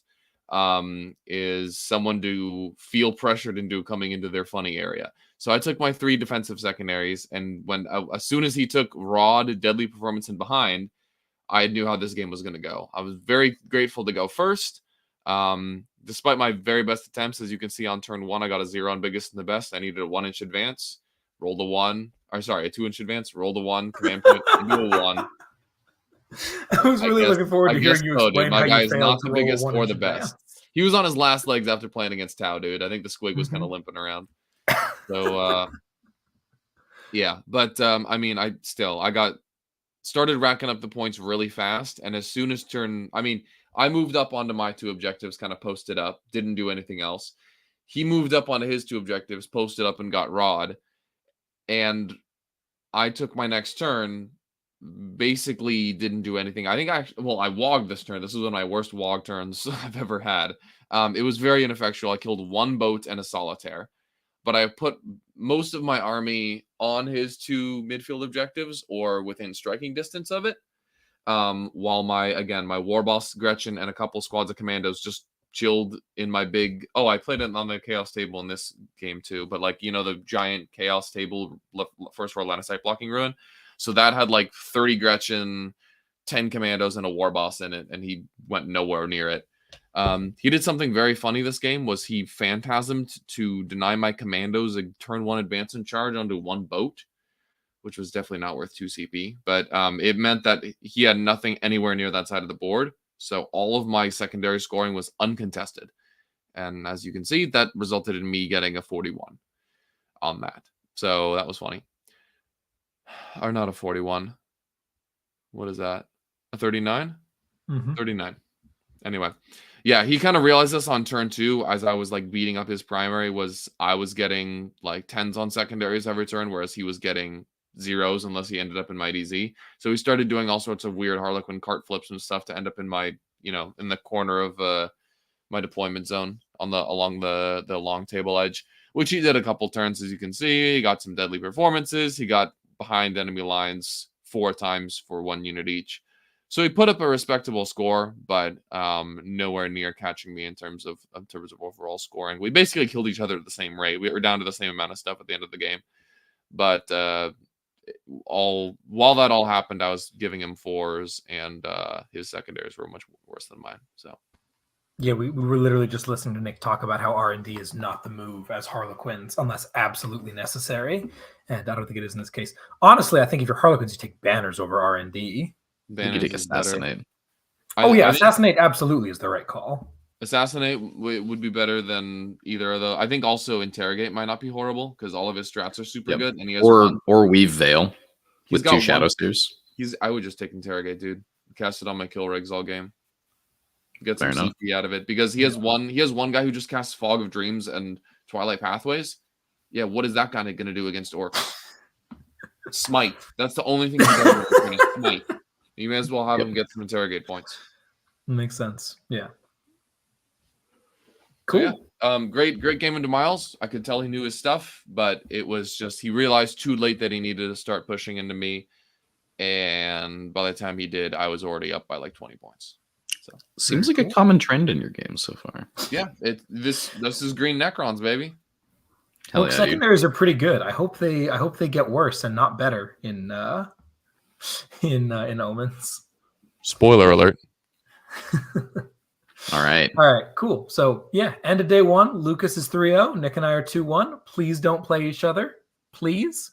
Yeah. And let's see what we're walking into day 2. Lucas, how are you feeling 3-0 at the end of day 1? I gotta hear from you on this. I'm good, man. I'm checking my phone every -2 seconds while we're at the sushi bar to see if pairings are up. But overall, feeling confident. I mean, I played against 3 very good armies today. I mean, and 2 of them were the ones I was scared of. So confidence was feeling high overall. But definitely wanted to prepare for my game the next morning. Eager to see pairings. Sounds good. And pairings go up, and they're wrong. Or no, was that was round? No, 5. that was the next round. That was round 5. Pairings are right. Pairings go up, and we're playing Abandoned Sanctuaries, everyone's favorite mission. The second least favorite mission of the community. I think this is most people's least favorite mission, but yeah. I think Recover is my least favorite, but yeah. Understandably so. And we're starting off with Nick, who's playing into Thousand Suns and Flamers, which is what y'all traveled all the way across the country to learn how to play into our boy Brian over here. Lucas, you want to run us through this particular flavor of T-Suns and Flamers? Sorry, I was replying to some YouTube comments. Of course. So, yeah, we've got T-Suns and Flamers here. Airmen on disc with all the buff spells. Exalted Sork on disc with the damage spells and the Aether and Scrolls. We've got an Infernal Master with, I'm guessing, +1 strength and then the reroll die. No, he had the +1 strength and like turn off cover or something. Okay. We got 3 squads of 5 Rubrique. We got 1 squad of 10 Rubrique with Flamers. That's Chad move. 1 squad of 10 Cult Tasks. We got 10 Terminators with, I'm guessing, most of the weapons. We got Fate Skimmer. Chariot Herald with Bolt and Flickering Flamers. Oh, so he didn't go for he went for the Flamer buffing and so no Infernal Gateway. No AoE. Okay, and this is a patrol. He's got 10 blues and then 2 squads of 6 flamers. So saving the extra CP by not having to buy the Vanguard. Mm-hmm. Very cool. You What's get to buy up, the man? funny Time scrolls starts then. now. He did buy the funny scrolls. How did that go for him? So this was against Brian, who's a very fun opponent. We basically, okay, so the T-Sun's Flamers list is something I'm terrified of. It gets around all my defensiveness, all my defensive abilities. We've talked about this on the previous episode. If you want to listen about like how I practice in T-Sun's Flamers, listen to that. I went second, and this one's a little weird because it's Abandoned Sanctuaries, which we never practice. We practice like Conversion and the Scouring. He has a home base, but it's a little harder for me to jam my entire army into his home base when he can also just split out and take the sides, right? I knew that I wanted to fight around the middle because that's where you get all the bonus primary points. And that also makes that's the shortest distance between his objective and my objective. So I'm like, if I can control the middle and like harass the sides, I think we win this game. He went first, started doing, some teleporting bullshit, like teleporting like 10 guys over to cut an angle and kill 10 troops, eviscerating them, they're dead. I went for some very aggressive secondaries, as you do. He gave up no prisoners, so I thought that was much safer than Ancestors. I took Banners, which I was like, it's a simple 5. I don't really know what else I get better than 5 on, and if I win, I get like a 10 to 12 on it, right? And I took Assassination. Oh, yeah. So this one was very confusing. My opponent took Sorcerer's Prowess, which is the, kill things with wizard powers. Makes sense. Mutate Landscape. Okay. I told him I had a Psyker, and he took no prisoners over Wrath of Magnus, which I was very confused by. But I wasn't going to object. I don't know. I don't know if you guys would have said something in that situation. I'm like, hey, I got a Psyker. And he's like, cool, man. I won't take this. He didn't have like any maledictions in his list, so I don't think he was like set up for Wrath of Magnus. Maybe. I personally, whenever someone takes doesn't take no prisoners against me, I'm like, hey, just to be clear, 172 wounds, and then I get more back. But like at a certain point, you can just you got to let people make their own mistakes. Yeah, I was like, no prisoners is really bad. Like, yeah. Yeah, usually with those, I mean, sometimes people will also not take Bring It Down into me with Chaos Knights, and it's the same thing, right? I'll say, I've given up 15 in every game I've played, so offers on the table, but, if you decide not to, then it is what it is. Yeah. I don't think his list was set up for it, was basically what I could tell, because he never had, like, Cacodemonic Curse. He didn't have the Turn Off Invul spell. I think those are the only 2 maledictions in the basic T-Sun spell tree. So I knew I was at an advantage to that because I don't have to worry about Gateway. I don't have to worry about 3 squads of Flamers. I don't have to worry about Wrath of Magnus, right? But he's able to like attack my sides pretty well. I pretty much respond by splitting up the forts. One fort goes and blows up most of the Terminators. One fort goes and like blows up some rubrics. We push him back on a 4, right? That's the game. All right, we take the middle, you're on a 4. He responds, okay, the 10 rubrics with the Flamers come out. The Flamers drop down, and they're, like, hitting your sides, right? The Terminators teleport to the backfield and try to kill your dudes. He does a good amount of damage, and I'm like, okay, so I have to deal with 5 Terminators in my backfield, 6 Flamers in my backfield, 10 Rubricate with Flamers in front of me, 6 Flamers in front of me, and, like, 10 blues that are sitting in front of my land fort, so it's move blocking my Zerkers from charging. We can't obviously kill all of it, because killing Flamers and rubrics and shooting is pretty tough, especially with the rubrics are able to spend 1 CP on the small squads. I think it might be 3 CP on the squad of 10. He opted not to, but I know he has the CP to make them -1 damage, and the land forts are mostly damaged too. We end up killing the squad of 10 Flamers and shooting the rubric Flamers. And we set up this kind of weird plan where the land fort charges the cultists, so then it can pile and consolidate into the Flamers. So we lock down a squad of Flamers by Tokyo drifting into them. In the backfield, we send 5 Zerkers in to kill the Terminators, and I know if I roll like a good enough charge, I'm able to like pile in and console and touch the other squad of Flamers. So we kill the Terminators, consolidate into the Flamers. Okay, cool. We didn't kill any Flamers, but we locked down both the squads this turn, so they're not shooting, which is great, because now we're able to take over the middle of the board. He does some cool teleporting stuff to respond, right? Like teleporting over and just trying to hit my sides. He's given up over the middle, which makes sense because there's a land fort and 10 Zerkers in the middle. He ends up like, taking out my sides. I think that's like why turn 3 I get a 4. But then after that, I just kill everything. I walk up to the flamers, kill them in melee. I end up charging a squad of rubrics that teleported, kill them, consolidate into the second squad of flamers again. It's like that squad's not shooting. We kill Fate Skimmer in melee. At this point, all he's got left is like 5 rubrics, Infernal Master, the disc characters, and the 6 flamers. And the 6 flamers get killed next turn. His disc casters try to go for some like late game sorceress prowess and stuff. He doesn't get it. And he's just kind of like, all right, cool. Like, we know what's happening here. This game's over. Like, you're going to charge and kill my characters. So I just, at that point, get the 12s, plant the banners everywhere I can, and finish off all the characters. So yeah, it was a very interesting game of him basically just teleporting all over the place around the sides of the board, and me just like going to the middle and then exploding outwards. Abandoned is not one of my favorite missions, but it definitely leads to some interesting games, and that you can like scrap over the middle, or you can like do what he does and kind of like scrap around the sides and that sort of thing. So I know this wasn't the T-Suns Flamers list to be like ultra scared of, but I'm like, all right, I feel pretty good about pulling it off. And there were definitely some sketchy moments in that game. Yeah, very nice. You took down T-Suns and Flamers. You got it checked off your list. Maybe not necessarily really the hardest version of it imaginable, but you're done with it. Don't have to deal with it anymore, and it's gone in Omen. So done with T-Suns and Flamers. Nice that we're not going to have to see that again. Very cool. All right. Meanwhile, I'll make this real brief. I played into a House Volker player, fielding a Castellan, 6 Warglaves, and 3 Helvrins. This is the worst matchup imaginable for him.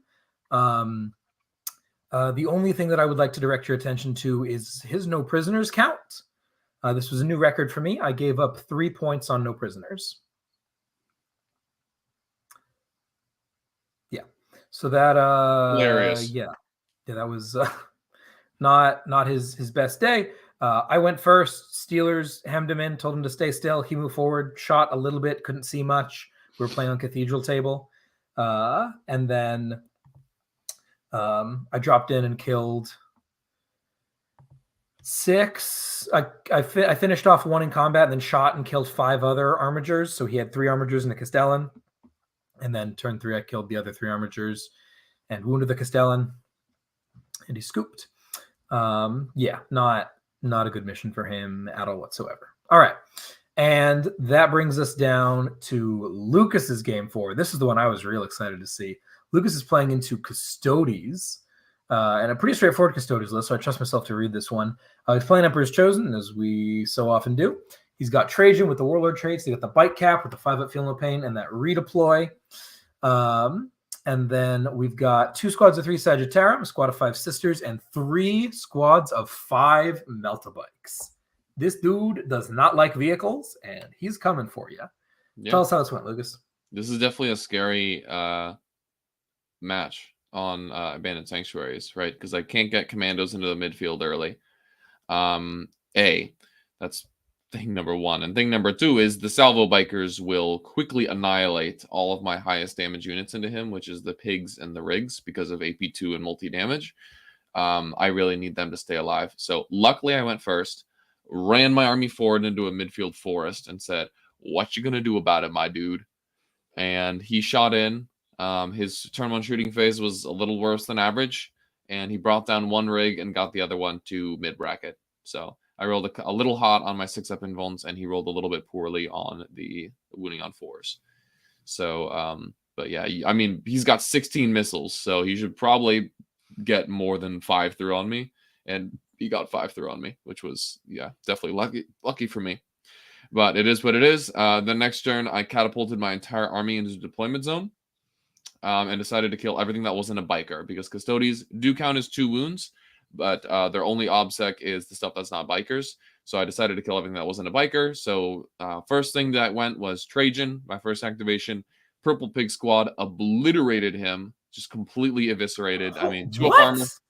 Holy smokes. 4-up invuln really ain't it, Chief. I mean, it's like 30 attacks wounding on 3s, right? Where he gets 4-up invulns. Yeah, and they're 2 damage each. So the he has no damage. Went in, hitting on 2, 6s explode, and we're like 20 hits. And he just decided that transhuman wasn't worth it, because even if he transhumans, that's 10 wounds, fails 5 saves, takes 10 damage, dies on average, and then I have more attacks. I am so jealous, man. Trajan is such a pain for me to deal with, and just bonk. Love it. Yeah. Very So cool. Continue. eviscerated him. Entire army kills all the Sagittarium and the sisters, and he just has Bike Captain and Bikes left. He responds by killing my war boss. My biggest and the best was locked at a 2. This was something that I kind of debated in the game, taking this as opposed to. The issue is I don't really have another good secondary. He's going to kill my Psychers before I can do any kind of psychic secondary. I could take Assassinate, but I think I'd rather just take the biggest and the best and force him to shoot and use activations on my Warlord. Because he's -1 to wound, -1 damage, and 5 up invuln, the missiles are very iffy into him, and I can usually block that out with Lookout Sir. So he ended up needing to like do some weird shooting, shoot at units he didn't want to on turn 2 so that he could shoot missiles into the war boss. Did a bunch of damage to him, ended up killing him, so I only got a 2 on biggest and the best. But it did soak up his entire turn 2, and so my army continued to run roughshod through his deployment zone.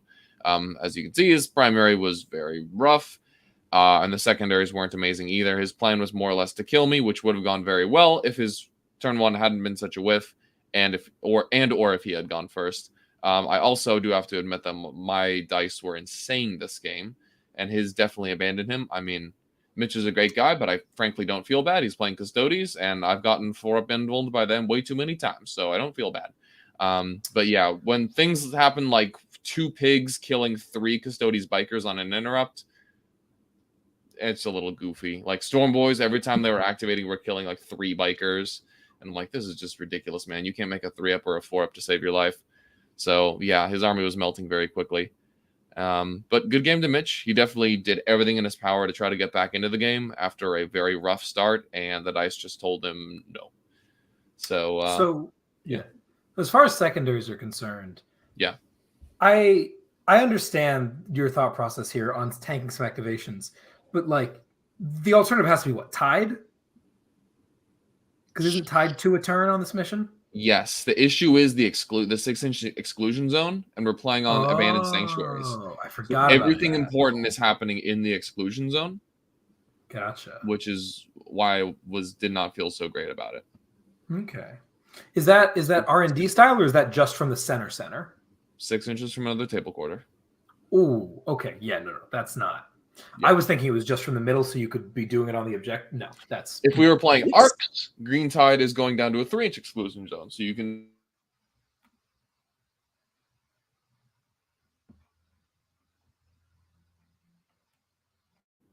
Oh, did Lucas disappear? Yeah, I think our internet keeps disconnecting. But yeah, I was just mentioning that... can you hear me? Yep. In Arcs of Omen, the exclusion zone goes down to 3, so you can't actually stand on midfield objectives while being outside of the zone. And that's proper 3. That's not like the new Engage where it's only 3 if you get all 4. I don't know what you're talking about, but it's 3 inches from another table. Just 3 inches. All right, cool. You think we read the Engage on all fronts rules, dude? Yeah, no, engage on all fronts now is get 2 points if you have 3 units, one in each of 3 quadrants, 6 from other quadrants, or get 3 points if you have 4 units, one in each quadrant, 3 inches from the other quadrants. Okay. If you do a jumping jack, do you get a 5th point? If it's a Wednesday morning, you get a 6th point as well. Yeah. All right. They're trying to improve. improve. Mitch definitely could have gone the other way, but the dice just swung my way this game. 4-0, baby. You love to see it. All right, cool. Now we're moving into round 5, which is the round that y'all want to hear about. So, conversion. Yeah, we're playing conversion. Oh, your timer's up, Lucas. Too bad. We're playing conversion, which is I hate these missions. I hate sweep and clear so much. It's a terrible deployment zone style, even though it's usually really good for my army. I think this is terrible. But this is also one where your warlords got to stick on the table if you want to do fun stuff. So everyone keep your friends close and your warlords closer.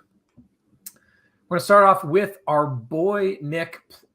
Thankfully, he finished playing T-Sons and Flamers and got thrown right into the lion's den. Hey, Mr. 3-1, how about you go play Vic Vijay and his T-Sons and Flamers? Whew. Yep. I guess, that comment. Yeah, Vic commented on that, like, what? That was like 45 minutes ago or 30 minutes ago. I wanted to save it for this game. Vic basically just saying, thanks for the game. I also want to thank him for the game. Super fun game, which we will talk about in a second here. This is one of the games I want to go more in depth on. I mean, because, I'm playing against Vic, the guy who won second best in the ITC. This was when the funny repair happened. I finished my last round like an hour early. I went up to the room with you guys. We were eating lunch. We got our pairings. We all sat around discussing, all right, what are the secondaries we're taking?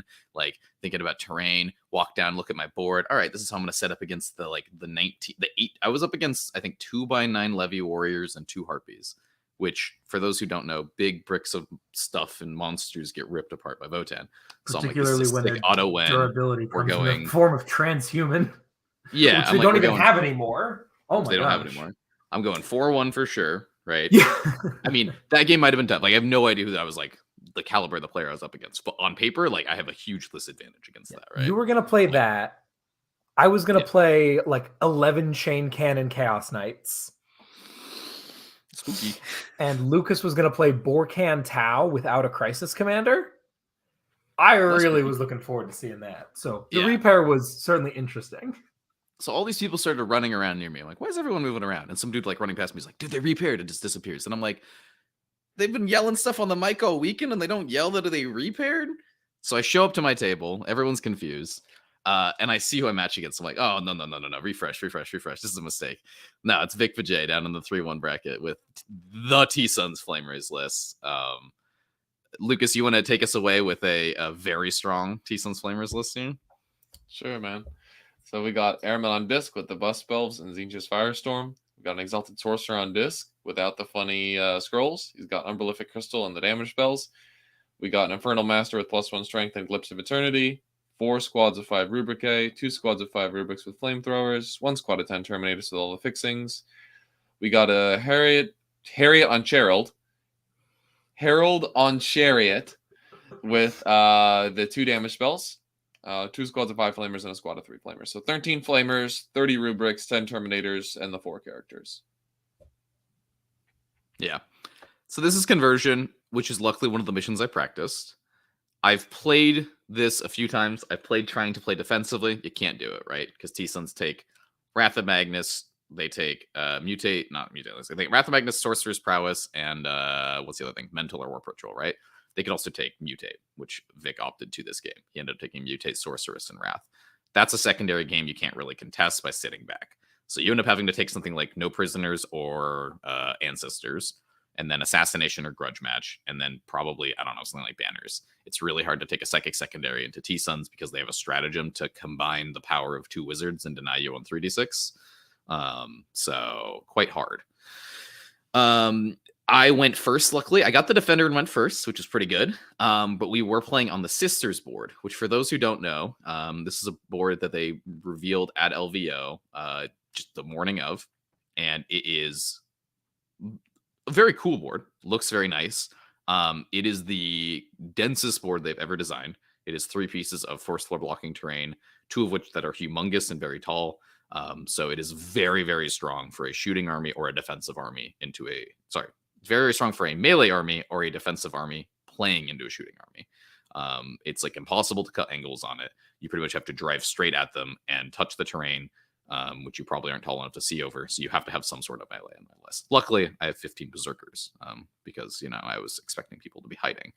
But basically, I get to go first. There's nothing I get to shoot, So I do the play of advance the bikes up to screen out the wagons, blast both the wagons up, and take over my backfield. And I'm like, all right, Vic, pass to you, man.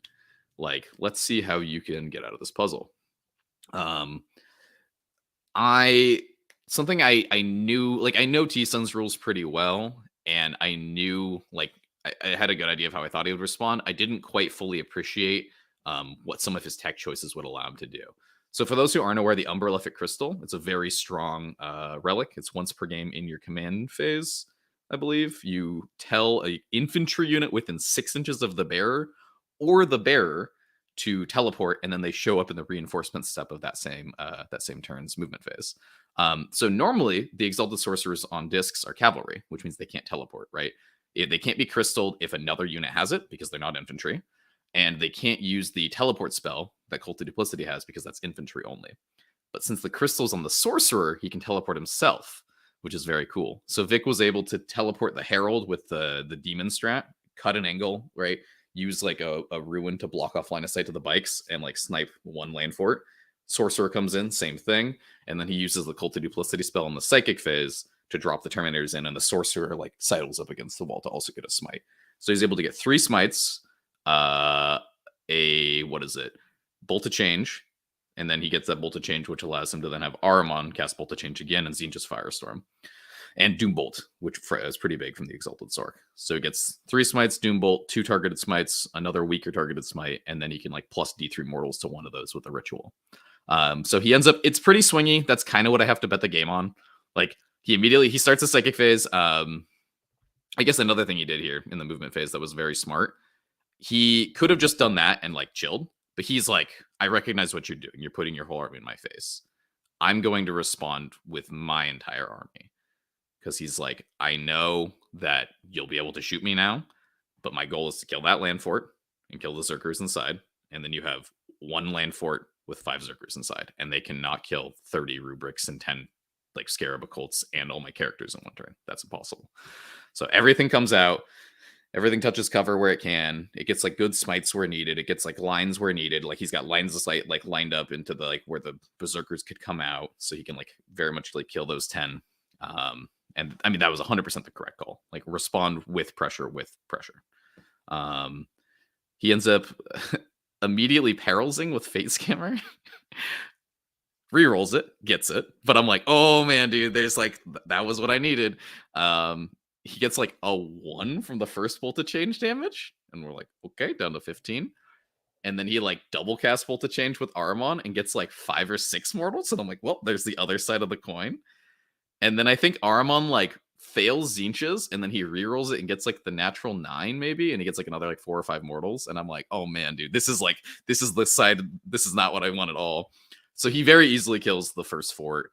I'm able to disembark most of them out of the way of the Flamers, luckily. But like through the Terminator shooting and all the Rubric shooting, I think he gets the Berserkers to like, I think he kills a squad of Berserkers and he gets the other squad to 3. I respond by basically shooting everything into the Terminators and charging them with the Zerkers, and he shoots them on Overwatch and just barely kills 1, which is big because then I only have 6 attacks instead of 9, and I think I end up getting them down to 2 Terminators. I kill some Rubrics. I do some shenanigans with the fort, charging some Rubrics and then consolidating in to touch some Flamers. I kill some Flamers with some, Zerkers. We get everything in the combat too. Like the Warriors are coming in, the Forge Masters coming in. There's a very funny interaction where his Sorcerer perils, and he's like, I don't have the CP to reroll this, so I'll just take it. His Sorcerer takes 1 mortal, goes to 4, and the call is like, I smell blood. And the call teleports over, spends a CP to reroll, hits, gats down the Sorcerer, and then Vic's like, let me check if that's my Warlord. I might not have any more CP. Luckily for him, it was not. The Infernal Master was the Warlord, so he still had CP for the rest of the game, but that would have been pretty big. But yeah, as you can see here from the scoreboard, it's really hard to stop the 8s on this mission on conversion. So even though I'm in his face for like the first 3 turns of the game, he's still getting 8, still getting 8, still getting those 2 for holding a midfield at the end of his turn. My Banners is doing okay, right, as I'm over there pressuring him. But then, as you can see at top of 4, he gets a 12. And at this point, because his bottom of 3, he's escaped from my trap. He's killed the forts. He's whittling down the Zerkers. And he starts just pushing back. And at this point, he's just like farming me for points, right? He's like, I'm going to get my Mutate. I'm going to get my Prowess, right? And I get a good score on top, but the primary is very easy to get on this mission. So, is what it is. Fun game. Great game. I tried. It was fun seeing him escape from the I don't know if it was like a super difficult puzzle to solve, but, the thing that I presented to him. Yeah, is what it is. But I had a very pleasant game, and it was one of those games that was super great too, where we both knew what the other person was doing, explaining, no issues whatsoever. Very much entire game played by intent, which was like a very refreshing game to play while I'm getting my face beat in. So yeah, it was a good game. I look forward to another one in the future. Yeah, absolutely. Vic, just such a bang up guy. We mentioned Stat Check earlier. We should definitely plug Fireside as well. That's the show that he runs with another guy you may have heard of by the name of David Gaylord, who finished, did he finish top 5 this year? At least top 10, right? I don't remember. Top of the ITC players, just having incredibly well-mannered, pleasant conversations. If you listen to Stat Check and you're like, that's a little mean for me, this is the opposite end of the spectrum. They're super pleasant, super friendly, super polite, and also super brilliant and insightful. Fantastic That was not show. the B word I thought you were going to use, dude. What? You just going to leave super British on the table? Those guys are the best. Their show is hilarious. I love it. Yeah, they're great. So yeah, definitely check out Fireside. We're all big fans. Yeah, sick. It sounds like Vic you, but it's interesting to look at the scoreboard here because I mean we've talked about this a couple times in the past that on this mission, primary isn't real. Right? If you're going to try to win this game by denying someone's primary, what you're actually telling me is you're going to table them. There is no middle ground there. Yep. Nick got beat fairly convincingly, scored a 42 on secondary. It just doesn't matter. Yeah, the final score was 97-68, and 10 of those points are paint. So out of the 58 points I scored in the game, 42 were primary. Yeah. So that's just not a like unless you genuinely plan to table someone, primary denial does not work on these missions. So you have to win on secondaries and secondary denial, and that's just not a thing that Nick can do in this matchup. It's Vic says the next episode they'll probably have some choice words for LVO and the terrain, so we'll see how that shakes out. But whatever the case, it's a real hard situation. This army does not exist anymore. Because Wrath of Magnus does not exist anymore and Armor of Contempt is gone. I'm curious to see what T-Suns / Demons plus CSM ends up looking. Yeah, Flamers on auto hit, and in Soup, there's no way to get them the +1 to hit, and you never want to take anything that's going to give them the real ones to hit. So Flamers are way this is just a radically different sort of thing. So we'll see how it goes in Omens, but a fantastic finish for Vic and a great game. It sounds like between the two of you. Oh yeah. Very cool. All right. Is it time? It's time for the game you've all been waiting for. Me playing into Blood Angels. Let's go. Do you have Jail's oldest stuff, time? I don't have this. I don't have the list in front of me. Could you grab it real quick? Sure. Go for it. So it was proper Blood Angels, right? Not Red Scorpions or something weird. Bruh. So I'm playing into Blood Angels. I get repaired out of the frying pan and into the fire. And like Blood Angels, I also have not played this matchup yet, which is really scary to me because BA is something that I've struggled with in the past with forces.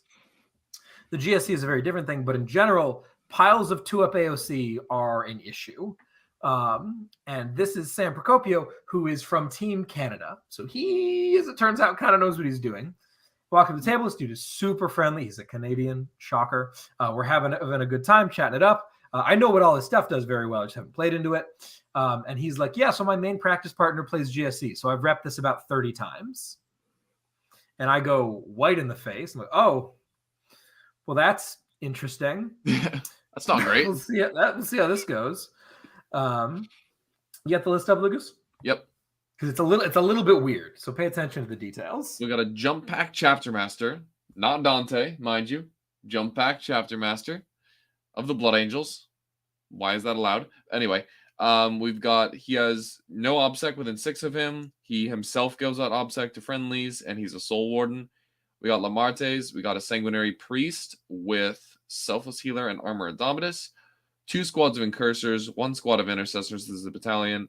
1 squad of Death Company with 3 hammers, 2 chain swords. Another squad of Death Company with 2 hammers, 3 chain swords. Another squad of Death Company with a mix of power swords, inferno pistols, and a fist. 5 Sangers, 7 Sangers with 2 infernos, 7 Sangers with 2 infernos, 5-man assault squad, land speeder with multi-melta, 3 eliminators.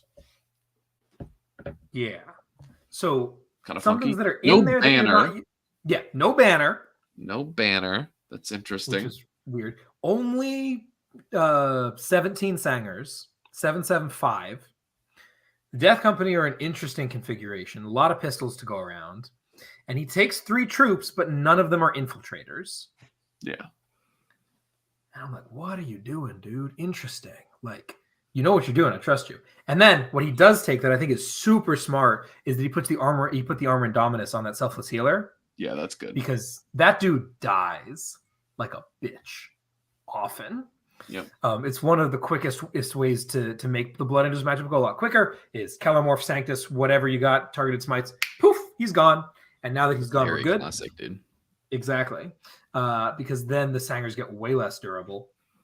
Simultaneously, having Soul Warden on the Chapter Master, who is not Dante, instead of on the Priest, real nice, because it means the Philopens are spread out a little bit. So if you take out one, the other's still an issue. And also that dude being Obsec and remove Obsec is just a spicy little combo. Yeah, I don't remember who Jake was putting that on. He might have also been taking the Chapter Master that he was putting that on. I don't remember though. But yeah, but no Lamartians.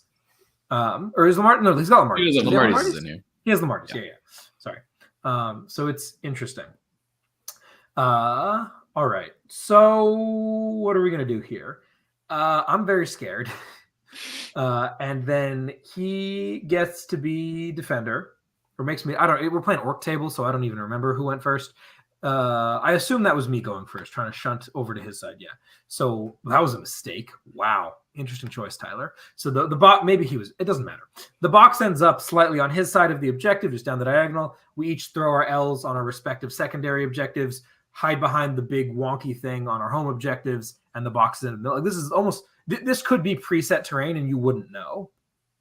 It's almost perfectly mirrored, just the crates are in slightly different places. But, and I'm like, all right, that's cool. That's fine. And then we roll off and he goes first. And man, oh man, is that not what I wanted to hear? Nope. Mind you, I do have blips, so he's not turn one-ing me, right?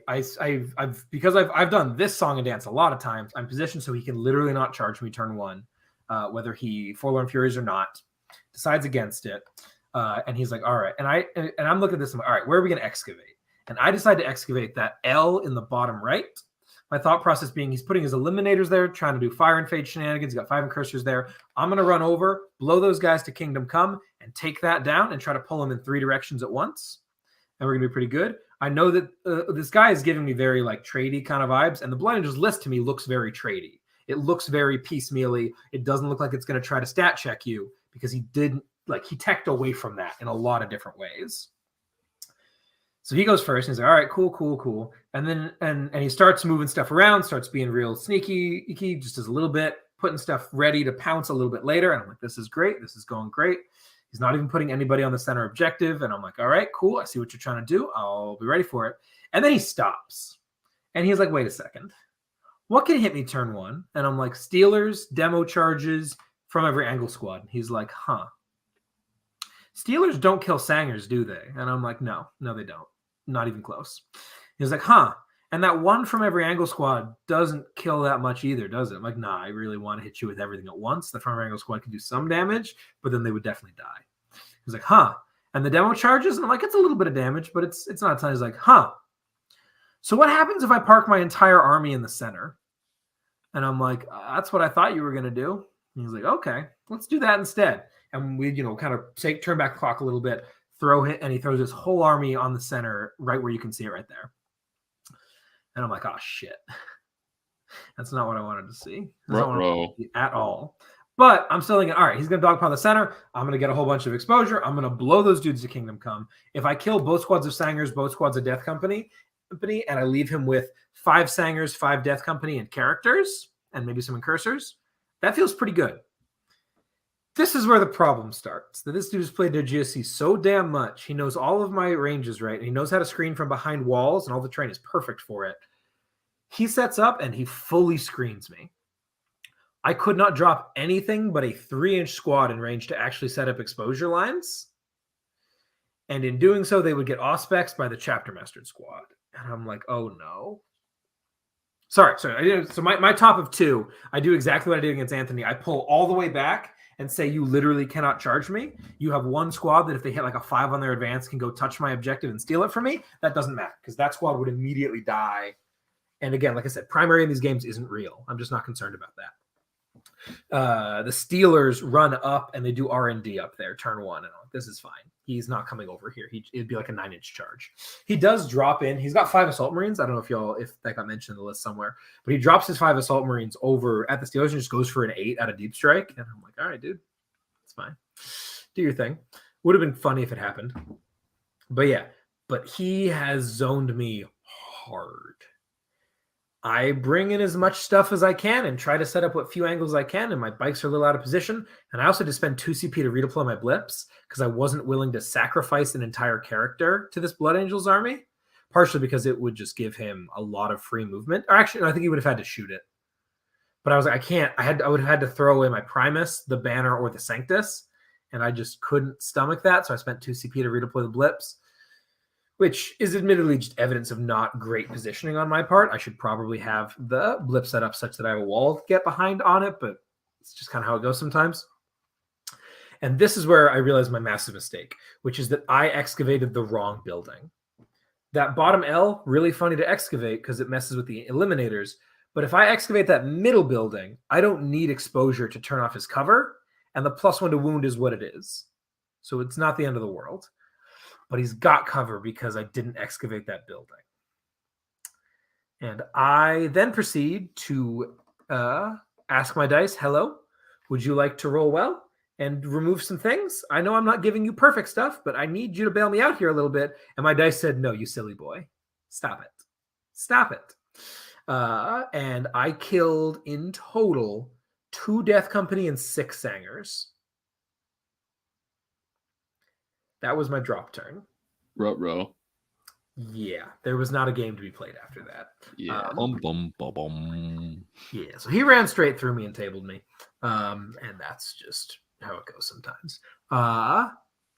This game gets a lot easier with Armor of Contempt going away. This game gets a lot easier if I put my things in the right places. I probably also could have been a lot more aggressive with my bikes, getting them.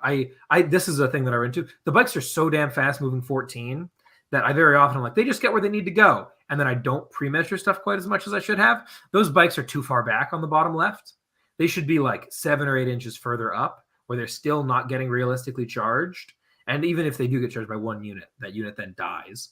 That way they can actually get into good position to set up for some exposures because I didn't have the CP available to me to either fire and fade them or auto advance them or treat things as exposed within 6 of them. Like it was just, didn't have the command points to make it happen. So props to Sam. He played this absolutely flawlessly.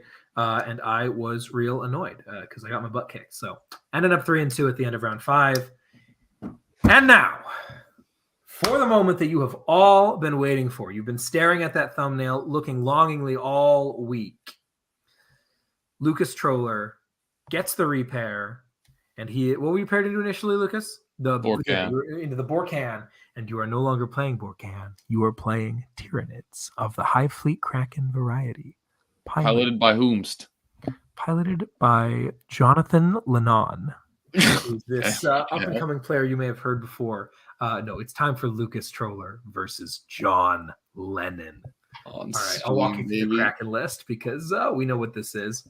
He's playing double Flyrant Kraken. He's got 2 patrols. He's got a Reaper Flyrant to one of them, a Maw-Claws Flyrant in the other. He's got a Neurothrope with direct guidance. That +1 to hit. He's got the Parasite with Alien Cunning because John loves that thing to death. We got 10 Gargs. We got 3 Warriors with no Adrenals, but they have Bone Swords and Death Spitters and a Venom Cannon, the usual stuff. 2 squads of 3 Tyrant Guard. Did he finally paint up a second squad with Talons, or did one of them still have Whip Sword? I think he painted up the Talons finally. I think so. 2 squads of 3 Zone Thropes, 5 Raveners with Claws, 4 Raveners with Talons, 3 Venom Thropes, 3 Biovores, and my golden child, the Sporocyst. This is one of the best lists in the game as of LVO, piloted by one of the best players in the game and a good personal friend of ours and friend of the podcast. He was on, 3 episodes ago to mess with our buddy Ryan. So this is the game. This game is played on stream. We will link. It's not linked in the description yet because I'm not that technically competent, but it will be linked in the description if you're listening to this post live. They do have it as a solo stream. You can watch the whole thing. It's commentated.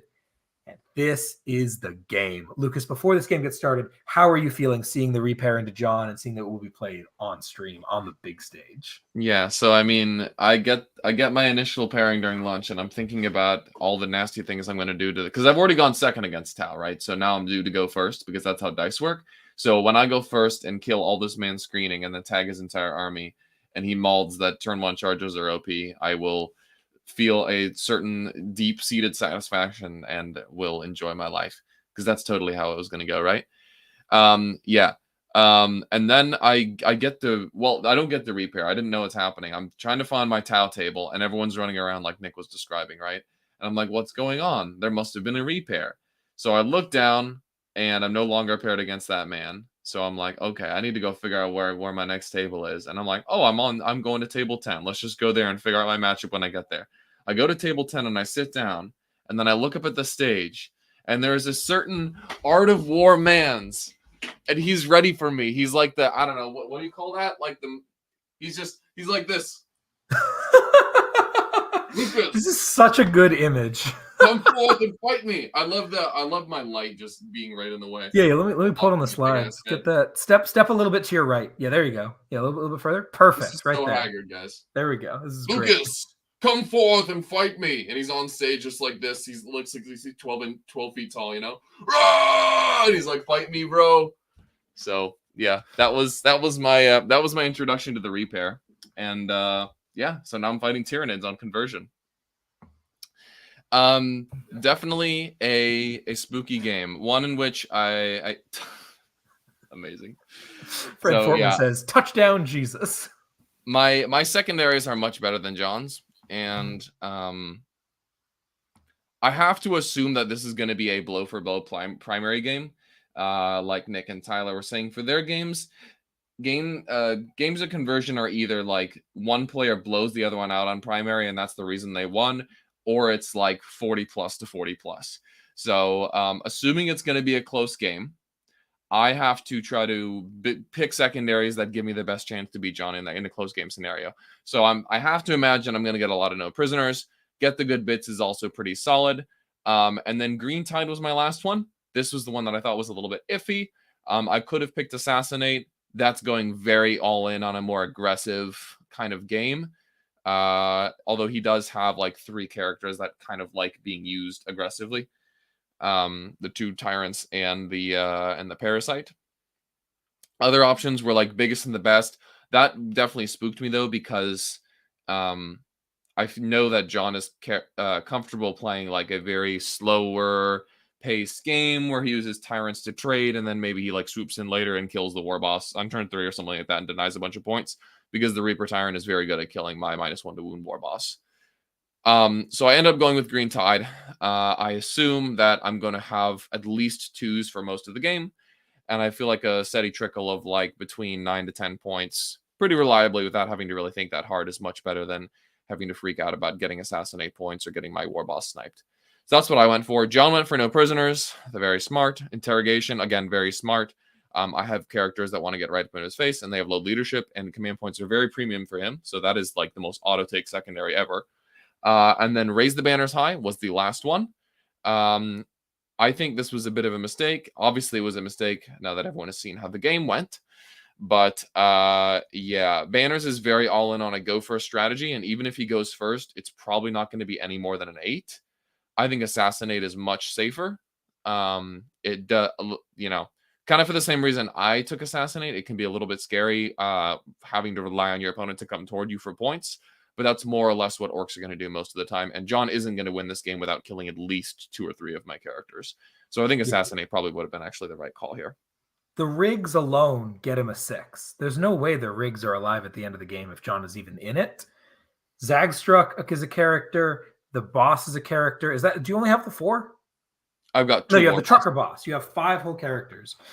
And yeah, if I talked to John about this at length, and he continues to tell me that Banners is the right take here, and I simply do not understand what he's talking about. I do not. If you don't play with Zag or the trucker boss, he still gets a 6, which is better than Banners, and you're just not playing the game, like at all.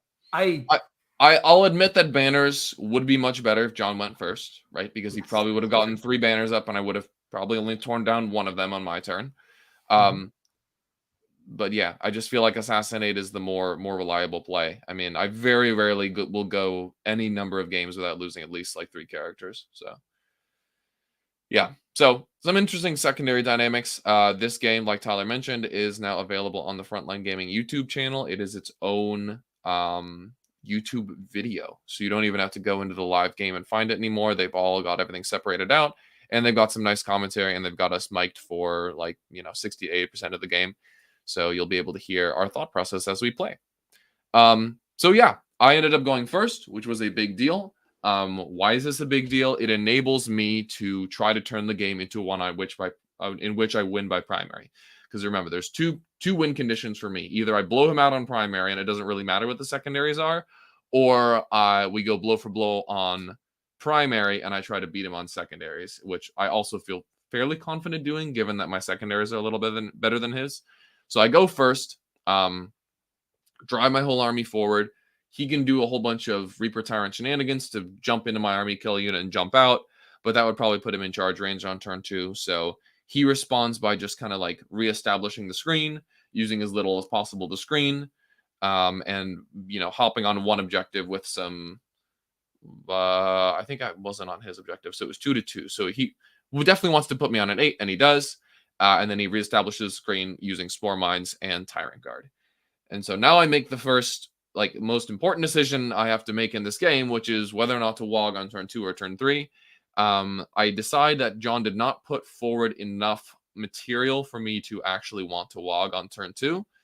I already have the board control advantage. I already have the secondary advantage. Don't give him any more time to come back into the game later on. As we can see, John did make a fair amount of a comeback later on with some Psychic Interrogation in primary. I'd want to have hit as few turns as possible for him to make that comeback. So if I can keep him bottled up in the corner by not wogging for another turn and just keep spooking him, then all the better. And this decision was further cemented by his choice of the Zoanthrope Imperative on that turn. Definitely the more conservative choice, so I respect it. But I wasn't hitting all that much stuff anyway, and it meant that for the future turns on turn 3, when we were actually doing our fighting, his stuff was a lot squishier against me. So he goes with the Zoanthrope Imperative. I basically just smite and shoot his forward screening Swarm Mines away, and then use as little as possible to kill a Tyrant Guard. I don't want to risk things going poorly, like using my other squad of Storm Boys or something like that, because the Tyrant Guard are behind the big Chaos Table L with line of sight blocking. No windows and stuff. So I can only get them with infantry. I decide 10 Beast Snaggers won't be enough, so if I throw 2 Bomb Swigs at them, charge him with Zagstruck, he's probably down to 1 or 2 models at this point. Interrupt isn't a viable option, and then the Beast Snaggers can finish off the last guy. And that's exactly what happened. John responds by realizing the conundrum he's in. I am actually starting to build up a primary deficit, and the Corrupted Ground, which is usually a shoe-in for 2 points every turn, is looking very spooky because I've got lots of stuff parked on all 3 midfields.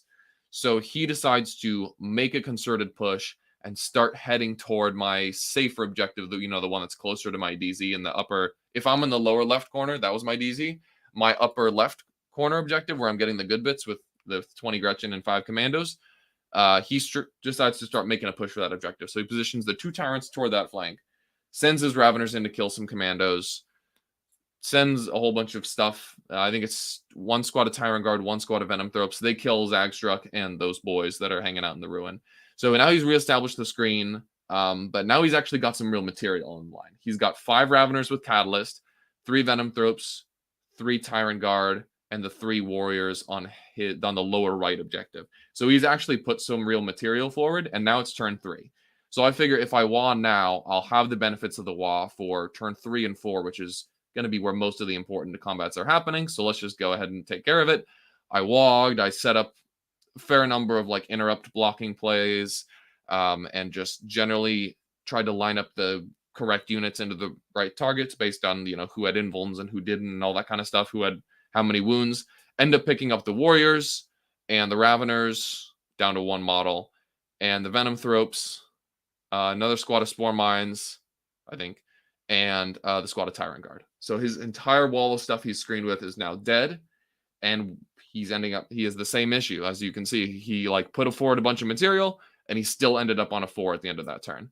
Also very important is making sure these Zoanthrope smites have to go into units that ordinarily they wouldn't really want to go into. Kill rigs are fairly high value for them, so I did make a ramming speed charge with a kill rig into a squad of Zoans, and that wasn't ideal for me, but I did end up tagging the other squad of Zoans with a truck. This is basically best case scenario because the truck can soak like 2 whole rounds of smiting from the Zoanthropes, and then I can kind of get to them at my leisure. Not to mention the glorious Zoanthrope close combat. Oh yeah, I mean we were having a storied combat there, dude, just like socking each other in the face. My golf truck versus his dudes with 6s to hit explode. Zoanthropes headbutting me. That was funny. So yeah, at this point I am firmly in the driver's seat in terms of primary, because John, it's the bottom of 3 now, and he really hasn't made any headway onto actually establishing a foothold on any midfield objective. And that even is an issue at the end of his turn. As we can see on turn 3, he did not get corrupted ground. He was down to a squad of Raveners and 2 Tyrants in terms of ability to actually take objectives in the mid ground, which is not very much material. I still had at least 40 models on the 3 midfield objectives. And yeah, from there, it was just further primary lockout. So our secondaries were actually fairly well matched. He got a 29 and I got a 32. So honestly, not that far apart. I only beat him by 3. So a little bit concerning that the win on secondary game plan wasn't as much of a margin as I was hoping for, especially if he had taken Assassinate and gotten more points out of that. But the primary ended up being a complete blowout. Yeah, I got 45 super easily. I think that's actually 50 points there. And then John got a 26 by the fact that I kept him mostly in his DZ until turn 5. And even on turn 5, my kill rig perilled and exploded, which chain reacted and killed everything I was going to use to tag as Zoanthropes. So they ended up rocketing out and getting him an 8 on the last turn, where otherwise he would have gotten a 4. For the record, they did also, though, kill all of your remaining characters, which prevented him from getting interrogate that turn. Yes, which was funny. So you allowed him 4, but you took 3 back. I took 3 back. Yeah. So that was funny. Oh, I think that actually might have been points maximizing, given that I also, I think, blew up 2 Zoanthropes, which might have gotten me like extra no prisoners points, bumping me above the threshold or something. Yeah. It also means he doesn't get CP, probably, right? From mental. Yeah. For sure. So very funny. I should also mention, Lucas, the other thing that you missed in this game that bummed me out, because I thought we'd played enough that you would have got this, was you were really annoyed when you passed the morale check with your Grots and got locked stuck in combat with the Ravener.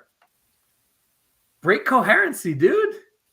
There's no such thing as stuck in combat. Yeah, that's true. I should have done that. That would have been very easy to do. Given that was an 8-man squad still, should have been thinking about that. Yeah, and the morale doesn't matter because at most you lose the dudes you were going to lose anyway. Yeah. He did that in our Death Skulls Votan game, which you can see on BitReps. Cool. You like broke coherency with the Grots. Yep, I should have done that. Nice. So that was an option. But okay, let's talk about this though. What I absolutely love about watching this, and I've watched this whole game twice now, is that the usual thought process for John is, I'm going to make the opponent play my game, and they're going to try to ram through and play their game, and it's not going to work. Right? John wants to. John sees orcs and is prepped for you to push as hard as you can, and he is ready to screen you, to block you, to stretch it out, to slow it down, and to play this really cagey trading anglesy game of really careful positioning, which is what he is god tier at. It's very impressive. And you said, I see the game you want to play. No. Bet. You completely did exactly his game instead of trying to do your thing. You wad on turn 3. Oh, you mean my thing of try to run at him at early turns? Yeah. You didn't try to shove of the orcs down his throat at all. Like you said, I'm gonna posture right back at you. I'm gonna sit over here. What are you gonna do about it? And he couldn't do anything about it. Yep. If you ran in full force on turn 1 or turn 2, he can absolutely slaughter through you and just not super care. And you saying, all right, you want to play a slow, drawn-out, cagey game, I'm happy to do that. We'll do it on your side of the table, to be clear, but we'll absolutely do that. It was fantastic to watch because John looked so helpless because as you just were not interested in falling into that trap. just fantastic gameplay on both sides. He did some really clever stuff in there as well. Thank you, sir. I think part of the thing John was realizing as he was setting up his turn 2, he was asking me about all of my movements, as a lot of people do. You know, like your pigs move 10, so if they manifest to 6 on their advance, they're gonna go 16 and then charge me. And so he like set up countermeasures for that. And then he said, your beast nagas, they're infantry, so they can go through walls, but they get out 3, move 5, and then charge up to a 14, like, you know, go 14 and then charge. So set up contingencies for that. So he was setting up all these defensive plays, and I love when my opponents do that, because they'll be just one tiny little micron of a distance outside of charge range on their back board edge or in their back corner where they're 2 turns away from being on any objectives. And then I'll just sit where I am if you're not going to damage me. I mean, Tyranids do all their damage within 18 inches, right? Like smites, death spitters. I mean, I got their 24-inch range, but if I line all my stuff up in a line, Reaper Tyrant comes in and kills one thing, bounces out 17. Okay, my guys are still in charge range, right? So I basically just did that. I lined up 18 and a bit away from him. He backed up 18 and a bit away from me, and then I just sat on the objectives and waited until he tried making a move. Very cool. What imperative did he call turn 1? Did he call an imperative? Did not do an imperative turn 1. Cool. Yeah, he went then nothing. 5-up yeah. invuln, warrior imperative, Zoanthrope imperative, and then tyrants were dead. 5-up invuln is the Zoanthrope imperative. You mean the Neurothrope imperative? Yeah, Neurothrope. Yeah, my bad. Yeah, gotcha. I think on stream they said that he took Exploding Sixes turn 1, and I was like, "There's no way that happened. No, that's just wrong." Definitely something to say for turn 2 or 3. Yeah, 100%. Very cool. Very, very cool.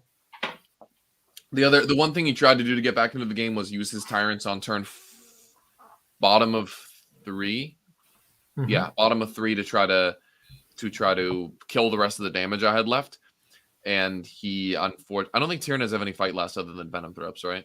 Nope, just Venom Throps. That's why I like Forces so much. Yeah, so I killed those on turn 3, and then I had CP, so he's like, I'm just gonna see if I can make things happen. And his first activation went into my boss. -1 to wound came in clutch, and he got the boss down low, and the tyrant then, you know, decided to get crumped by all the boys that were nearby. And then the interrupt that I had lined up was the kill rig onto his Flyrant, and can be swingy because of 4-up invulns, but with no catalyst, I at least put him down low, and I just kind of crumped on that guy with the kill rig and killed him. So that definitely sealed the game right there. Yeah, I think the commentators just started freaking out over how many 6s you rolled to hit in that combat.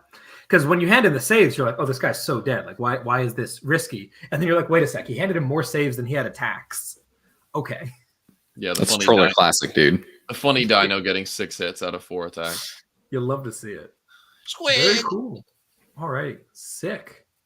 That was fascinating to listen to. Yeah.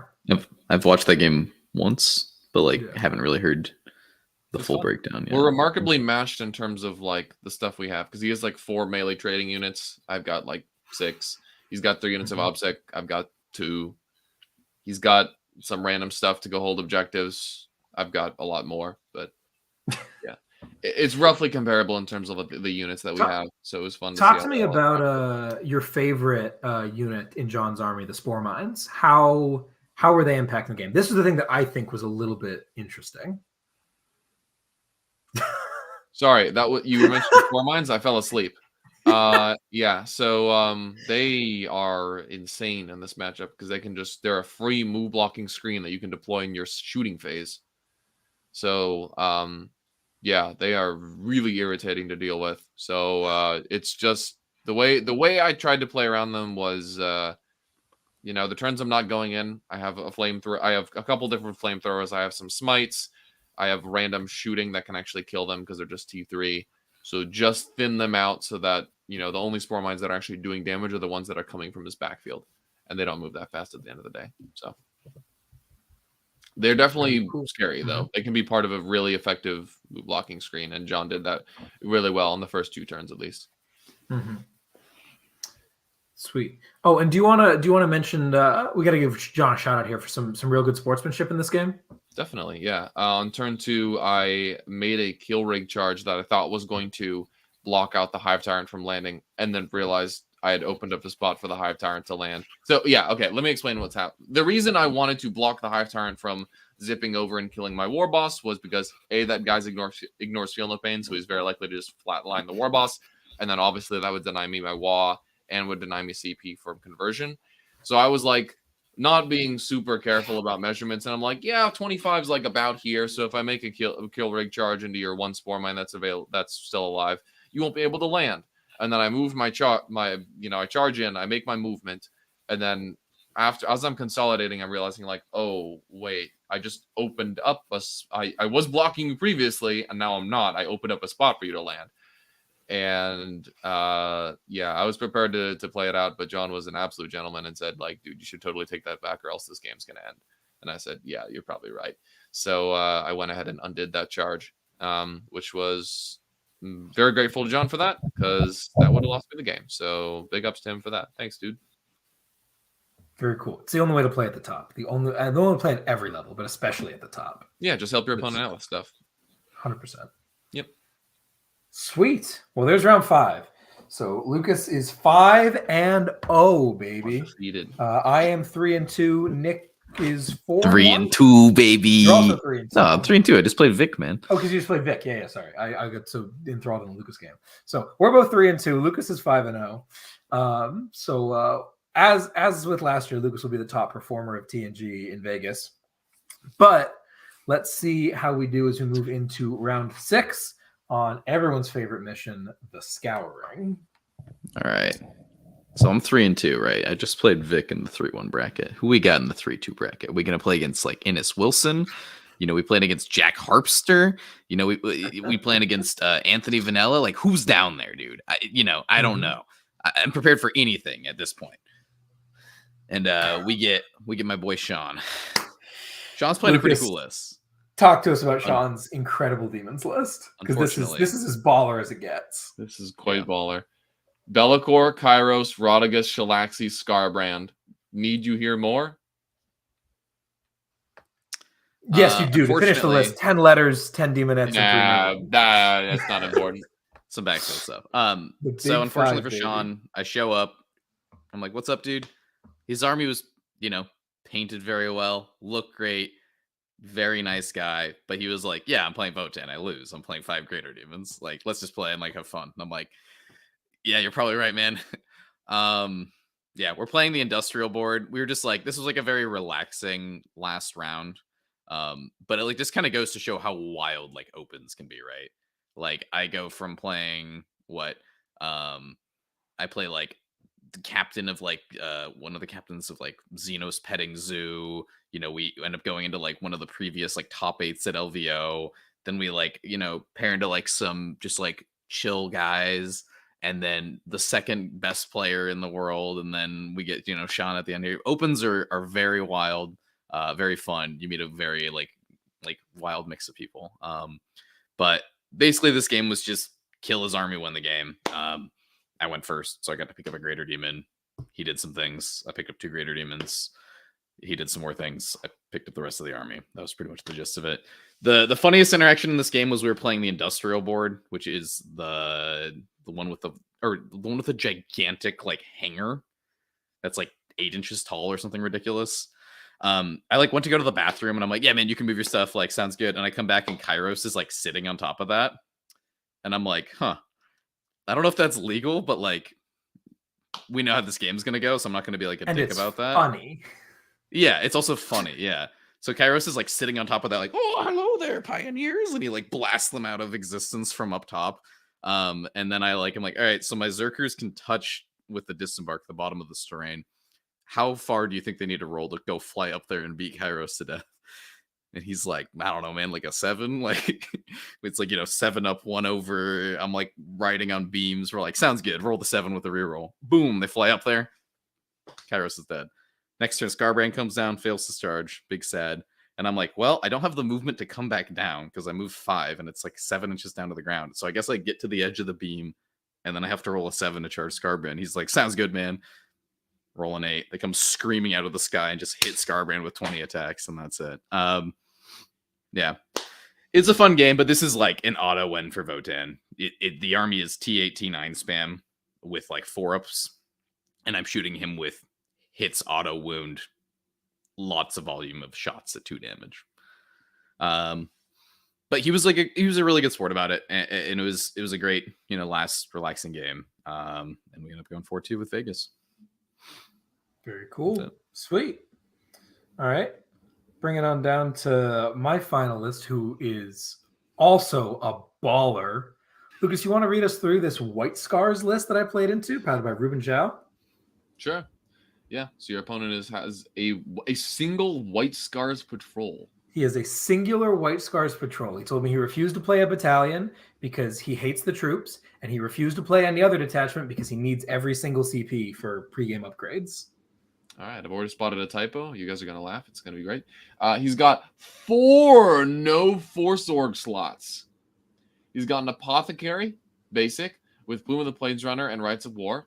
He's got a Company Champion with the Blade of Triumph and the Imperium Sword. We got 5 Company Veterans with Thunder Hammers and Chain Swords. So these boys are just charging out of whatever, wherever they happen to be. And they've got a hammer in one hand and a sword in the other one. And we've got an Inquisitor. We've got Corsaro Khan, the Chad, not on a bike because sad. We got a Primaris Librarian. We got 5 Infiltrators, 5 Assault Tents with Flamers, 10 Vanguard Veterans with Swords and Claws, 3 Melta Bikes. He's just taking 1 of every unit. What the hell? He's got he only 3 has 6 slots. He's got 3 Bolter Inceptors? yes, he does. Nani the fuck? And then we got 5 Devastators with Melta Guns and Graph. We got 3 Eliminators, and we got a Termite Drill, baby. That's where the company vets are, dude. Yeah. So we've got this one. Okay. So we got the Termite coming out of the earth, loaded up with 5 Devastators and 5 Hammer Sword Company vets. You say coming out of the earth. The shit starts on the table, dude. Oh. Not. Okay. It could. Tell me how this game goes, because obviously I don't understand anything. All right. So what I want to say is, it sounds like we're making fun of this dude and like I'm about to trounce him like he's a 12-year-old. No. This dude knows what he's doing. He knows what he's doing. There's 2 kinds of Space Marine lists that look like this. They're either piloted by 12-year-olds or by people who will be under your bed if you're not careful. And this dude was the latter. He's super new to the game too. He has rapidly figured out how to play like Harry, which is hilarious to me. Yeah. So this list is very intentional. Like I said, he needs 4 different no slots plus a dedicated transport, because the drill's a dedicated transport, fun fact, which means it doesn't follow the rule of 3. You could take 5 drills. It occurs to me. Yeah. That'd be like, our friend Alex played It'd be against funny. 5 Black Legion drills in his final match. Incredible. All right. So this dude also has never heard of GSC before. He's like, cool, just do your stuff. I start walking him through rules and he's like, dude, just do your thing. And I'm like, oh, that again, this list into that means hyper extremes. Either he's going to get absolutely run over or this dude's going to show me what God looks like. White Scars are so goddamn fast. I go first, and he has made the tragic mistake of putting we're playing on old champs. And he's the defender, and he slams a hill such that he can be standing on it stand behind it while he's on the center objective. Like, that's fine. And then he's, obviously he slams his big piece. I love old champs because some of the pieces can be on an objective and some of them can't. And it's just, which piece did you get? And he's the defender, so he has the piece that fits on an objective, and I don't. So he's got his basically center and back right objective behind his first floor blocking giant wall thing. And then meanwhile, I do basically what Lucas was talking about doing on retrieval, where you take the 2 hills and slam on your objectives, but I couldn't fit them both there because it was something about things have been measured wrong. The objectives are in the wrong place, so I actually had to pull one of them back. So I have one in front and one behind, and then I have my big L behind that. I go first, and like I said, he puts his infiltrators way up front, and I'm like, oh, that's a mistake. Secondaries-wise, I took Broodswarm, R&D, and Ambush. He took Psychic Interrogation, No Prisoners, and Lightning Strike, which is a 6 secondary. And he puts those in there. I'm like, all right, the Infiltrator is the biggest pain in the butt, but he put him in the midfield, so we're going to run over there, throw a token on them. I can't get the Sanctus, can't quite find an angle, but the bikes can. They'll put a token on him with the Flamers. and then the Steelers will run in and finish the job after the bikes soften them up a little bit. Sure enough, that's how that works, and the Steelers return to the shadows. So I have killed off his infiltrator unit. I've gotten 3 points on ambush because the Steelers killed a thing with a token from a blip. And I'm feeling real good about this whole situation. I straight up forget to start I didn't forget to start a strategic scan. I start a strategic scan, say that 10 times fast, with my bikes who run over and touch the back of the left objective. And I'm like, that's easy enough. Cool. This dude has deployed his drill on the line. And I'm like, I'm fine. There's just regular dudes in there. Guys, get out 3 inches, move 6 inches, rolls a 6 on his advance, and he's like +1 or 2 from Plume of the Plains Runner. Was that +1 move in advance? Is that what it is? +1? So he's going 3, 6 is 9, 6 is 15, 1 more is 16. And I'm like, all right, dude, cool. And then he's +1 or 2 to charge. And he's cast a spell to be +2 to charge. Is that what it is? And then he's like, all right, cool. So I just went 16, and you're outside your DZ because you moved up just a little bit. So you're within 8, so that's a 7. +2, that's a 5-inch charge, bro. And I'm like, what? I bet. And those dudes run in and say, hey, bikes. And kill like 8 of them. And I'm like, oh, I'm not on that objective anymore. No These are the scan for funny me. hammer veterans. Yeah. And I'm like, oh, okay, cool, I guess. Neat. Meanwhile, on the other side, I'm also feeling pretty safe in my objective. And he's like, well, you're not. Here go the attack bikes. They go 18 in charge. Here go the bolter inceptors. They go also roll a 6 on their advance, go 19 and shoot and charge. And I'm just getting lit up and tagged to places. And I'm like, ah. Fortunately, with my banner, I'm able to hold on to that back, or not with the banner. Yeah, with the banner, with the bikes. I'm able to hold on to that back right objective, but like just barely for a 4 on top 2. Like, okay, you have put me in a hole. I excavated his giant 40k champs L, which was great because it means that the Centurions can literally never move forward. Turn 1, he advances the Centurions that way into his back corner. And I'm like, what are you doing, dude? Like, that's run the dudes forward. Nope. This dude knew exactly what he was doing, and they were perfectly positioned. And I was like, all right, I'm going to come in. And I got to set aside 12 of them because if they auspex, that's just a squad that I lose. And man, are they positioned annoyingly well. Damn it. So I basically, and he just happens, I don't even think he understood what exposure was, but he's like dodged it perfectly. So I'm like, all right, cool. We're going to kill everything else instead. We drop in, kill the company vets. My Kellamorph, this is why that Armor Indominus is nice. The Kellamorph just obliterates his apothecary, who didn't have Selfless Healer, but that means that he loses Plume and he loses Rights, which is just some mobility and his obsec, and I'm feeling great. So I shoot him, move out of the way, and then I drop in and I kill all 10 of the van vets. I kill 5 of the van vets. I kill the bikes. I kill the incurse. What are they called? Inceptors. I kill the Thunderhammer boys who are on my objective, and I kill. That might have been it. Yeah. And he's like, oh, crap, I am rapidly running out of material. He starts throwing stuff back at me. He starts screening off bits. He's getting places. He's doing things. And he is just killing. And I'm like, damn, you have like 3 units and I'm getting tabled. I also set up a really great play to tag his Devastators, which doesn't matter because he's playing White Scars. He falls back and shoots with everybody. Which was just a massive waste on my part because it's game 6. There's a little bit of fatigue here. I'm not going to lie. The company champion. So here's the thing, though. The drill is in combat with the bikes. He falls back to shoot something else. The company champion and Corsaro Khan and the drill are all fighting the bikes. And they kill like 3 of them. Those dudes are not impressive in combat. I was like company champion with Blade of Triumph or Triumph in this case and the Imperium Sword. This dude must hit like a truck. Absolutely not. So I'm just utterly unimpressed with their combat, but I'm utterly terrified of their speed. He starts blitzing across the table, but he's running out of stuff, and he ends up with both of his psychers, the apothecary and the librarian and the librarian are out in the open. and the apothecary is on an objective, and I'm like, all right, great. And I measured out, and I can deep strike onto that objective that with my flamer acolytes that the Inquisitor is on, and only get aspects by one Centurion, and 2d6 shots only end up killing one acolyte. So I am all right in that situation. Make it happen. Take the objective back, and then we shoot the Inquisitor to death with some seismics from across the table.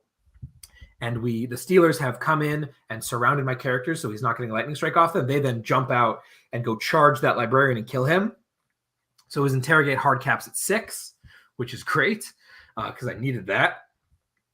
But yeah, and he comes in and he scraps, and he throws Khan into some characters, but between Baby Transhuman and then also Unquestioning Loyalty, he's just not able to quite weed through them. So he's not able to get a whole lot on Lightning Strike, and I end up pulling this game out 77-72. Damn. That is a tight ass score. That is a very close score. Yeah. Was a fantastic way to end the round. Ruben was a great dude. White Scars are very scary. I think they're going to be fucking terrifying in a minute. Mind you, the lock of AOC means they'll evaporate a lot more than they did previously, but I had a lot of fun with this game, and I'm really curious to see where this kid goes. Hopefully he continues playing next season. So, yeah, anyone who can score 20 points with such a motley collection of units is just, it's so awesome, dude. White Scars are so sick. It's a sweet army. So that's my round 6. So I'm 4-2. Nick is 4-2, and we'll finish off with Lucas round 6. A chance to make the shadow round comes down to a dice roll. Tell us about Lucas. Yeah, I more or less get blasted in this round, guys. Unfortunately, 47-point loss. Wasn't even a close one. I'll keep this one short because I know we're very much over time. But played against some Ynnari. He's got a Yinkarn. He's got 2 Warlock Skyrunners, one of them on the Relic Bike, and then 2 Warlocks on foot. He's got an Artark with Ambush of Blades and the Gucci Wing. Let's go. Another Farseer, 5 Cabalites, 2x5 Rangers, 10 troops with melee weapons, 2 squads of Banshees, 1 with Mortals on the charge, 1 with a 2-damage sword, 1 squad of 5 Scorpions with auto wounds, 1 squad of 3 Shining Spears with Cane Lance and Heart Strike. We've got 1 squad of 6 Hawks for R&D purposes, 3 D cannons, and 2 squads of 3 Warwalkers with scatter lasers. So this is a fair amount of anti-infantry and much more than I'm used to. I'm also not very familiar with Eldar. So when I knew scatter lasers could kill my infantry, but when he went first, completely pinned me in my DZ and killed like 28 Gretchen and 20 Storm Boys, that was definitely not good for business. And usually I'm used to elf players hiding in the background and cowering and, whining about not being very tough. But this guy was a huge Chad and just like locked me in my DZ with all of his like toughness 3 little rats, just like giving up their lives for Segarach and for Kane and stuff, just preventing me from going anywhere past. I don't think a single unit of mine ever crossed the mid-table line, ever. So yeah, he completely locked me in my zone. I still got 15 on good bits because it was just broken. But biggest and the best in Green Tide were definitely not the right call. Certainly not Green Tide. That very much banks on going first. And given that this is already a go first game, I should probably take some other secondaries to help shore up the points department in case I go second. Because yeah, he immediately killed all the units that usually score me Green Tide when he went first. And then obviously he had great primary control the whole game, getting 8s and strategic scans. I wasn't even able to scan until the late game, and I got a trickle of primary points, but definitely not nearly enough to make this a close game. What was that? Yeah, they're giving up their lives for you need. That's true. I don't know anything about Ynnari, man. They're just pointy ears. Kill them. That's all they're good for. Man. Dying like gits. Yeah. Anything you feel like you can take away from this game other than go first, scrub, and also maybe take some more defensive secondaries? Take better secondaries. Also understand his threat ranges better. There's nothing I can do about the Warwalkers, but the D cannons I could have definitely played around a little bit better. And similar thing with the Banshees. I was getting turn 1 charged by Banshees, just like auto advancing 6 and then auto charging 6. And it wasn't even a far charge for him. So I definitely could have been more cognizant of that because I just gave up units for free because I was not really paying attention very well. So pay attention to where their banshees are. Also just like general target priority for like what's important to kill against Eldar is anything that can actually go out and deny the opponent points, because generally they're not very good at hitting, so their few hitty units are actually pretty good at preventing the opponent from scoring points. So the faster you can get rid of the banshees and scorpions, the better. I was actually very surprised by the Shining Spears as well. The normal models are pretty bad, and they don't really do any shooting damage. But the one Exarch with reroll hits and wounds from Heartstrike, and then Kane's Lance for basically D3 mortals on a 4-up, super duper good. And also when they're Ynnari, they get +1 to hit when the squad is wounded. So if 2 of the guys die, it's just the 2 schmucks, who cares? And then all of a sudden you have this Chad Sargent who just wanders in and uppercuts a character with his funny sword. So yeah, definitely like finishing off the squads and targeting their melee units first so that they run out of things to jump onto the objectives with. Was this a trap game after the big win the previous round? Sometimes teams in sports suffer a letdown after a big win. I mean, it was definitely a letdown to lose in such a big fashion, but I was honestly not very surprised. I was mega nervous going into that game with John, so I was exhausted after it. And playing against an army I've never played against before, but like, I don't have the most experience in Ynnari. I definitely don't know all of their tricks, and I've never seen them actually enacted on a tabletop.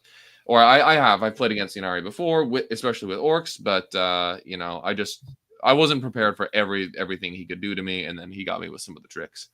So yeah, definitely a good game. It's disappointing to lose in round 5, especially getting blasted super hard, but I was happy to not have to play more. How was dealing with the incarnate in your list, Lucas? Not horrible, actually. She cuts through invulns, which is pretty bad for the orcs. And she murked my biggest and the best guy, which was what really sucked. But overall, like, given that she's a 3-up armor, 4-up invuln, T7 monster, like, I have so much stuff in my army that can just kill that. So killing her isn't the problem. It's her showing up and killing a high-value target, which is what's scary. And that's what happened in this game. She basically traded for my Squigosaur boss. Very cool. So that wraps LVO there. Nick, you want to run us through our final placings at the end of the day? Yeah. So our final placings at LVO, we got Lucas Troller in 82nd place, 5-1. Remember, this is out of 963 people. So 82nd at normal tournament sounds pretty low, but that's pretty darn good, my friend. And comes away with a win too against one of the best players in the world.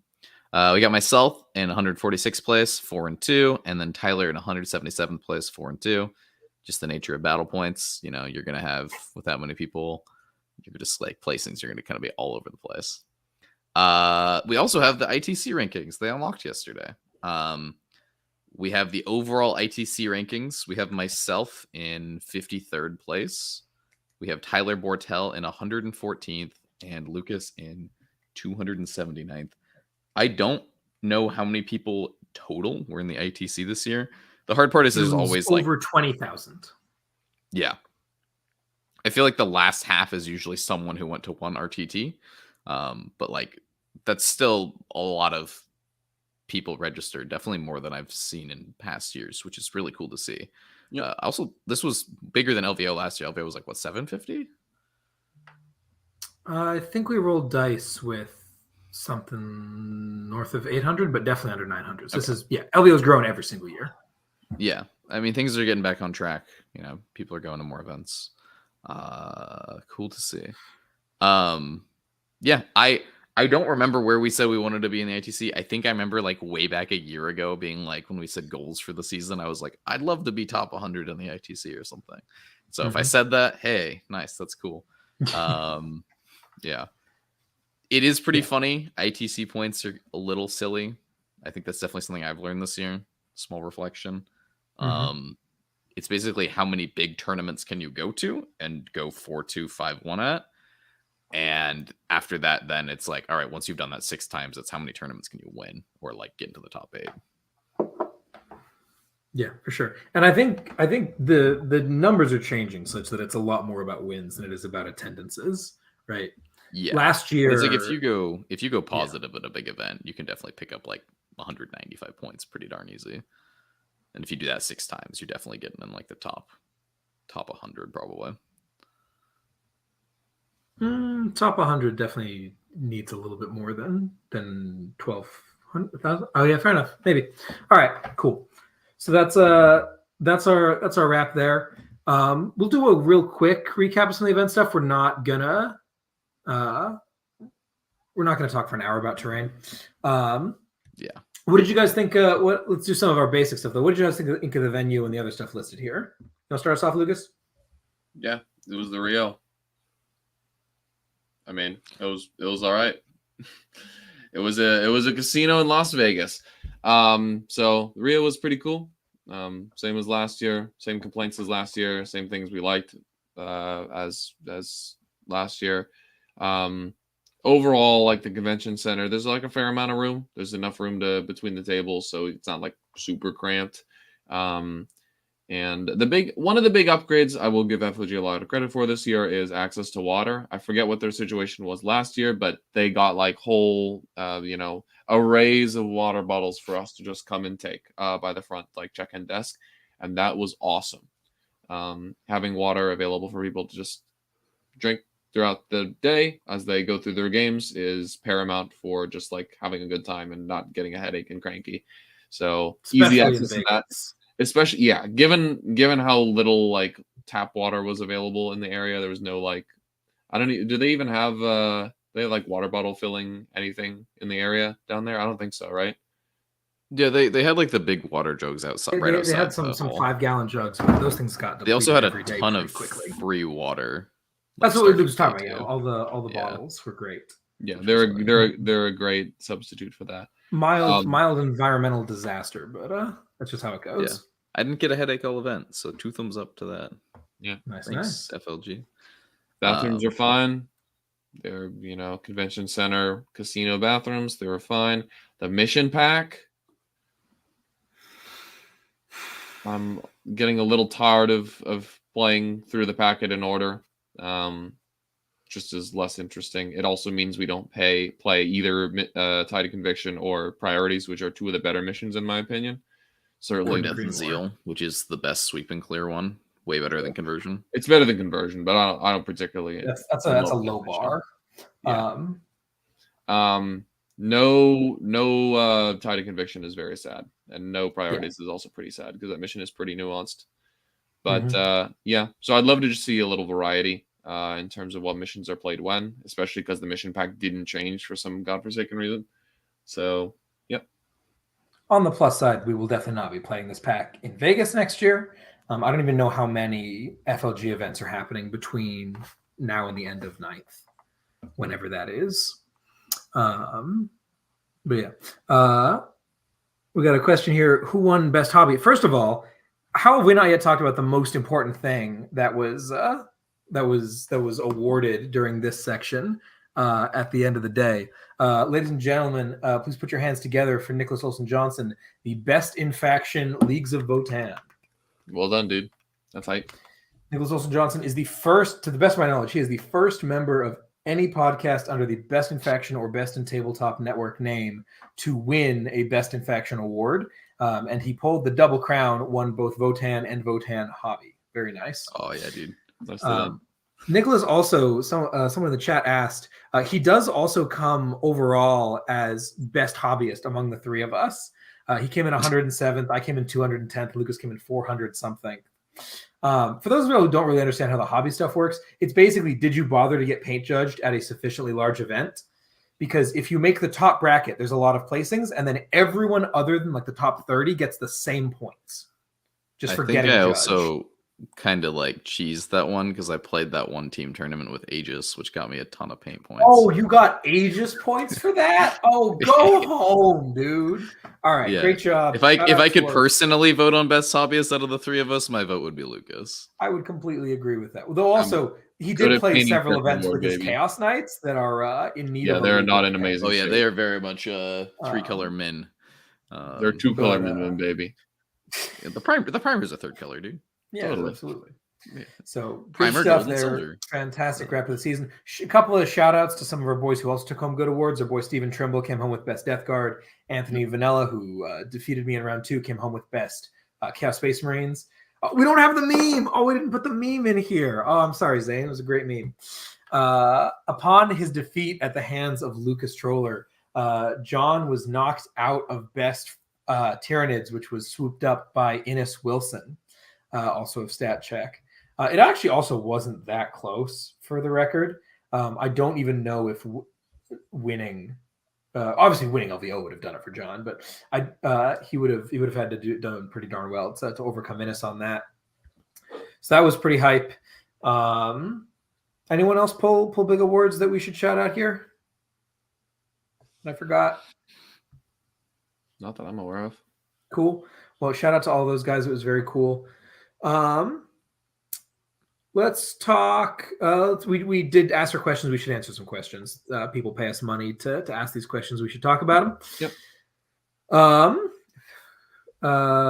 Memes. First one, Levitch question Yeah, from. It's kind of one. Danny, how many rounds did the clock become an issue? Was the clock ever an issue for anyone, basically? Yeah, for sure. I feel targeted by this question. I clocked out exactly kind of once into Anthony. I don't really count that, but it technically did happen, but only once. The closest other game to a clock out that I had was definitely the White Scars game. I finished that game with 1 minute and 27 seconds on my clock. Oof, I did not move half my army on turn 5. I was like, that doesn't matter. We're doing this, that, and I've done the math. I win the game. Good game. We're done. But we got it finished. But other than those 2 games, it was never even close. Got through my games moving pretty quickly. I had to move very quickly. I occasionally feel bad when I'm playing into someone who's not super familiar with my army, and I'm like, I'm doing this, I'm doing that, I'm doing that. Shoot. Because I need a lot of time to think with this army, which I'm getting better at as time goes on. How's the clock for you guys? No issue. The first game was the closest game that went to time, but that was mostly because it's like first game, so I'm like just kind of like working through nerves, working through remembering my army, and also my opponent had like somewhat of a horde with like 50 termagants.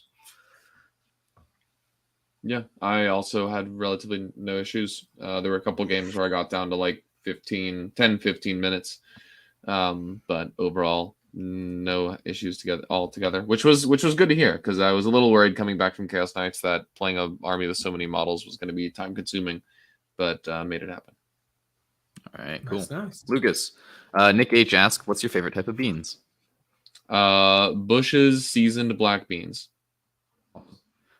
Nick H also asked, would Tyler ever consider playing a real army like Space Marines? Shut up, Nick. You're not my real dad.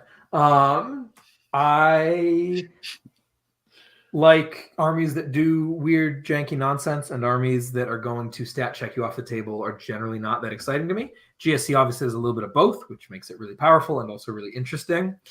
I do own Iron Hands. I love the look and the lore of Iron Hands. I think they're super cool. One of the guys over in, I don't know, is this Discord or another one, recently sold me a bunch of Iron Hands bits, including the etched brass, which I love. That stuff is real good. So lots of Iron Hand stuff for me as a hobby project, but I don't see myself putting Marines on the table. If I were going to play a real army under those terms, I'd probably play Guard, because they're GSC adjacent at least, and a lot of fun like that. But no, I'm not playing Space Marines anytime soon. All right. Jason Great Evil asks, what did LVO do better this year than years past? I haven't been, so I can't comment on this. Do you guys have like 1 or 2 things you think they did better? Water. I forget if like starting on time was an issue last year. I don't really think it was, right? They were fairly prompt this year, and there wasn't a ton of like weird repairings, which was very nice to see. Things just more or less following the schedule. Yeah, the water was nice. The other thing is the introduction of the first floor line of sight blocking keyword to make a lot of their tables a lot more playable. That was great. That was amazing. Really appreciated that. And their coverage seemed a lot better this year. They had a much more robust stream situation than they had in the past. So because like last year, I felt like, oh my gosh, the War Games live stream is great. And then I guess also FLG is streaming. This time I felt like they were both doing streams, which was really cool. Yep. The those are the improvements that I can think of. Awesome. Yeah. All right. Donald has some great questions. First one, he asks, Donald Plummer, he asks, what are your thoughts on the FLG terrain as player place versus the player place we have up here, like at bird events? Before we mention this, I want to shout out Donald. I believe, I'm not 100% sure on this. Someone can double check this for me. I believe Donald came in 4th place for painting at Vegas. Wow, which really? is crazy. That is impressive. Yeah, there's a bunch of pictures on Facebook of him and Duncan Rhodes chatting it up. So, I mean, the dude's army is incredibly well painted. Absolutely. So he deserves massive it. shout That's out crazy to that cool. That's awesome. Yeah. But yeah, so sorry. The question was bird FLG terrain, which is to say what we play with around here. Sorry, bird player place versus FLG player place. How do you feel like those balance out, Lucas?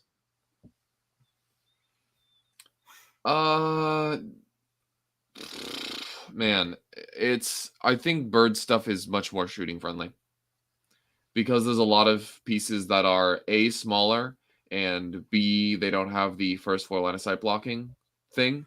That change really made it much more plausible for like melee and or trading armies to actually stage up further up the table where they could, be in some safety while projecting threat.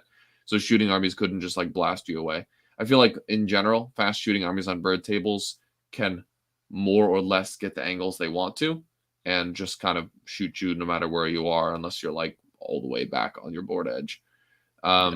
So the overall, like similar in terms of the amount of space they take up and where you can be protected on objectives, but like actually, no, not so much the latter.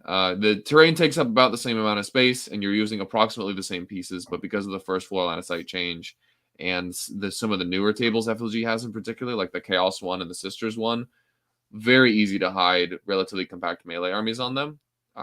Whereas on birds tables, that can sometimes be kind of spooky. So you're kind of getting shot from around the walls.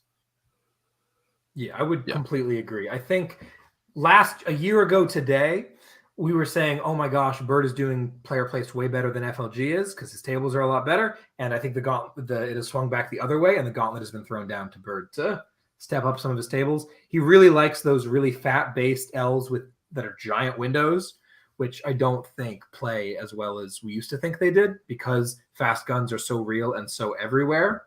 I honestly prefer the FLG tables in most instances. The 6 inchers on FLG is the only thing that's the downside as compared to birds, because man, can it be hard to get your whole table set up sometimes with that? But yeah, it's hard to set up the table, but it is a nice compromise because otherwise it would be so easy for melee to just post up and never get shot.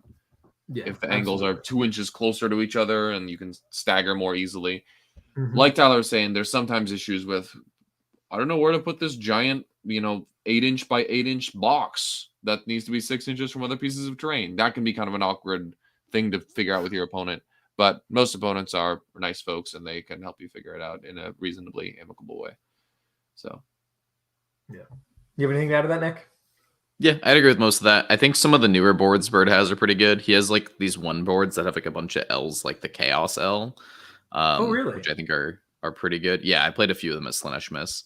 I think it's maybe a little too strong to have 3 of those on a board because like if you have 3 of those with no windows and they get to be 4 away from each other, that's like a melee's dream. But I think like a set with like 2 of those and like a thing with windows could be cool. I really like the FLG thing where they said, okay, 1 giant piece is first floor blocking and then the other 2 aren't. I think if you designed like a terrain set from the ground up with player place with that in mind, like 1 ruins first floor blocking, 2 aren't. Maybe they aren't full windows, but like windows on one side, right? I think you could, and knowing that they have to be 6 away from each other, or maybe like 1 gets to be 4 away. I think that we could design a much better set, but it's a little tough. Yeah, I'm not a big fan of the L's he has that are like this long, and then the ruin is like this fat, so you have like a 2x2 triangle to hide in. It's like that's not a good piece of terrain. If we could start from the ground up and build our ideal set of terrain, we could build something that's like better than what Bird has and better than what FLG has, obviously, because like what they have is never going to be perfect. But I feel like, honestly, you guys can let me know if you agree or disagree. I feel like the Chaos Gate table is the closest to like the best player place terrain that we've had, right? Like it has some cool dynamics. it benefits melee because there's like an L and a big first floor line of sight block you can hide behind. Shooting angles are still viable because as long as the other thing is like, how do you play that like weird 2-inch tall wall on the other side of the big line of sight blocker? You know what I mean? Some people were playing that as a wall, so it was like a U shape. Some people were playing it as an L, so that didn't block. I like the latter just because otherwise it's like, you know, completely safe from all angles. But yeah, in general, like that, there you can do shooting on that board. It's not uber dense. You can set up staging. You can also create firing angles. Like you can do everything. Like you have a forest, you have crates. It's got everything there. Whereas something like the Sisters board, I feel like is a little bit more melee favored. Yeah. I think that, and then Cathedral Table, I think is sort of swings a little bit in the other extreme where it's a little bit more shooting favored, even with the giant thing. Like it's, if I only have one piece of terrain to hide my entire army behind, that's functionally no pieces of terrain. Yeah. I have to use the other things because one is none. You can get angles on and that. the boxes. I mean, the Cathedral Table has grown on me, especially with the change you mentioned, Tyler, with the first floor blocking and the Cathedral. But the boxes are just so inconsistent that table always feels like a joke to me. That's the fact that sometimes the boxes have tons of windows, sometimes they have no windows, sometimes they have a hole in the back so you can bring stuff in and out, sometimes they don't. Like there's just no consistency, and that always feels horrible. Also, on some of the tables, there's 3 boxes and then one weird, like longer thing with a weird snake path through. Is that on all of the? In theory, what it should be is one side has 2 squares, one side has a square, and that rectangle with the big break in the middle. See, and then that rectangle gets a big crate, and the other side gets a small crate. That's weird, man. I don't like it when there's not symmetry. That might just be personal preference, but I kind of dig that it's a small enough asymmetry that like it makes getting one side or the other a little bit better. I also think that defenders should not pick their set of terrain. Here's the thing. No. Yeah. I think there are the fact that defender roll off is pick your side, put down first piece, and deploy your infiltrators first is too many things. And pick your terrain set on the asymmetrical things. That's what I'm saying. Pick your terrain set, deploy first piece, and because like the industrial one is one of the most egregious asymmetrical. That terrain set should not exist. Here is my vision for if you're FLG. Here's how you make it better. This kind of leads into the next question, right? Donald's next question was, if no changes are made to terrain for LVO, do you plan on attending next year? That's a little extreme. I'll walk into that in a sec. Yeah. If I'm FLG and I say, all right, I'm going to do what it takes to make the terrain good, here's what I'm doing. There are only 3 tables. There is Cathedral Table, there is Sisters Table, and there's Chaos Table. Cathedral Table favors shooting, Sisters Table favors melee, and then Chaos Table is the best table.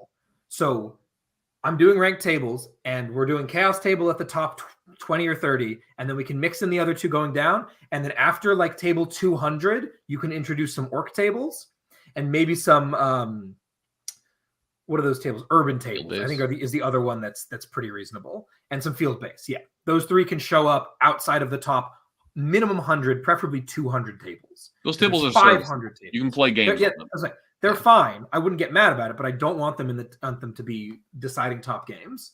Yeah. Move those down. And then those end up top. And then it's like, okay, do I play on the slightly shootier table, the slightly punchier table, or the middle table? So there's variance. You don't get to prep for just one thing. You get to see a bunch of them. And then think it's not so gross. And then, but part of that is the Cathedral Table needs to be standardized. Every single one of those boxes needs to have the exact same configuration of windows or no windows. I'm proud. I don't know whether they want to leave the weird slight asymmetry or not. I honestly don't care. I care way more about symmetry from each Cathedral Table to each other Cathedral Table, right? Like that's part of why I lost to Stephen Box was because, oh, surprise, I'm going to take all the ones with solid first floor and you're going to get the ones without. Like, what is this FLG? That's a bummer. Yeah. I don't think terrain would get in the way of me going to LVO next year, but it is a bummer that it has. I mean, there has been an improvement since last year. That is definitely true, but we're definitely not at anywhere close to a perfect setup yet. I agree with you. If they did rank tables, basically ensuring that if you're, no offense, if you're playing to win, you don't just lose the game to terrain, which I remember I was listening to Jack talk on Stat Check this week, and Jack's like, dude, if I play Tau on like industrial, I just auto lose, and there's nothing I can do about that. And that sucks to have your tournament run ended by that. To be clear, that is the norm at FLG events. They usually do ranked tables. They did ranked tables at BAO this year. They did ranked tables at SoCal this year. You were playing on the best tables if you were playing if you were winning all your games. Vic points out here that they made a conscious decision to undo that, and he sees that as a reason that they're not listening to feedback. I see that as the opposite. This was a decision that was made in response to feedback that people were not enjoying playing on the same table every game. They were not enjoying, okay, you made it, now you're on Cathedral table for the rest of the tournament, while there's a ton of other tables out there. I think that they handled the situation terribly by having people playing on all sorts of god-awful nonsense, but I think that there is a middle ground where those 3 tables that are good get distributed around the top 100, 200, and then there's some nonsense below that. And I think the fact that they made this change one way, listening to feedback, and they're about to get overwhelming feedback to make it back, I have absolutely full faith that they will undo that. They switched it up for day 2 and 3, did they not? I was pretty sure that people were off a lot of the horse shit after a while. I don't think so, my man. I saw an awful lot of fuck it tables towards the front. Whatever the case may be, I think that will get better, and that is not my primary concern. I have much bigger concerns than that, because I think that's easy. It costs them nothing, and enough people complain about it, they're just going to fix it. I have full faith in their ability to fix that. The hard thing to convince FLG to do, and the reason that I am emphasizing it, is because they need to physically change the terrain. There is no amount of rules and hand waving that solves how awful industrial table is, that solves how awful the fuck it tables were, that solves all of. I see someone here was upset about the hills. I think, honestly, the hills, stop thinking of them as hills. They're crates. Crates are good for the game. Infantry shouldn't get to run wherever they want on every single table always. That doesn't bother me. I think there's a lot of very big real complaints that I completely agree with, and there's a whole lot of tiny peripheral ones that people are very personally attached to, that they are throwing on to make the problem seem way bigger than it actually is. The core of the issue is there were not ranked tables, and there is inconsistency across the same table in multiple instances.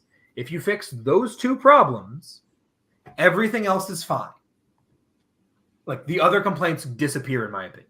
So I think that people are blowing the situation way out of proportion when it's very simple to fix, and it's not that crazy, and they have not, like, if they come out and say, y'all are being stupid, we're not changing anything, absolutely get mad. But I think that they have been on a consistent step forward, or event on event, and I think that abandoning ship right now is the worst thing we can do about it. This is the last huge point I want to make about this.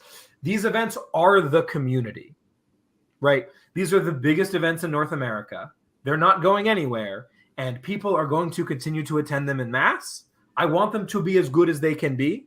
And just saying, I hope these events go away if enough people, like, they're not going away. They're not going anywhere. FLG is sticking around. Their events are going to be happening. I want them to be good, and I want to provide the feedback that they are so damn close to good.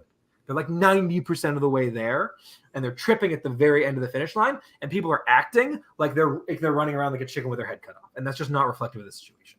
So I'm not here to say that there's not a lot of bad stuff happening. I really did not enjoy playing Anthony on that terrible table. I really did not enjoy seeing Innes and Quentin get knocked out by Brad on Industrial while being X and O. But especially an industrial table built incorrectly. Yes, but the sky is not falling. Like, we're so close. We're not out here saying that FLG needs to make 1,000 tables of new terrain. That's not the situation. They have the stuff. They have the ability. It's just a little bit of execution, and I think we'll be totally fine. And if they make those changes, I'm absolutely going to Vegas next year. I hate Vegas, to be clear. I hate Vegas, like the city and the Rio and everything about it's terrible. But it's worth going if they can fix those things. If they don't, if you told me that Vegas next year was exactly the same as this year, we'll see. But that's where I'm sitting on that. I think Vic chimes in to say they did ranked tables for top 16, all on the sisters table. Yeah, absolutely. The decision to be all, hey, surprise, we have a new table. It's wonderful. It listens to your feedback, and not put it in the packet, that was a sketchy decision. I do not support that decision. I would not recommend they do that again. but I don't think that particularly changes the future because now we know about Sister's Table. Don't do that again, though, FO. And if you do, that's a bottom 100 tables, not a top 100 tables. Don't make people play the finals on a terrain set that they didn't know existed. That's rude as hell. Yeah, that was silly. Yeah, I think unfortunately for a lot of people, like these are premier North American events. We had a ton of people show up from other countries this year, and for them it's like super expensive to come out. So I think they'll have to see, like, if we do want to get that kind of like turnout again at LVO next year, like FLG will have to make communicate and show that they're making efforts at their other tournaments throughout the year leading up to Vegas to try to get some people to come back. So yeah, for me it's not that expensive to go to compared to, because it's one flight away. If it's a big tournament and they like listen to some feedback, I'd probably go again, But if they double down and they're like, nah, then it's like, all right, guys. Do we want to talk about the next question real quick? This one's a pretty fun question. Yeah, let's keep moving. All right. I think this is the last question, actually. From Donald Plummer again. What was the best event you all attended in the season? Oh, that's a great question.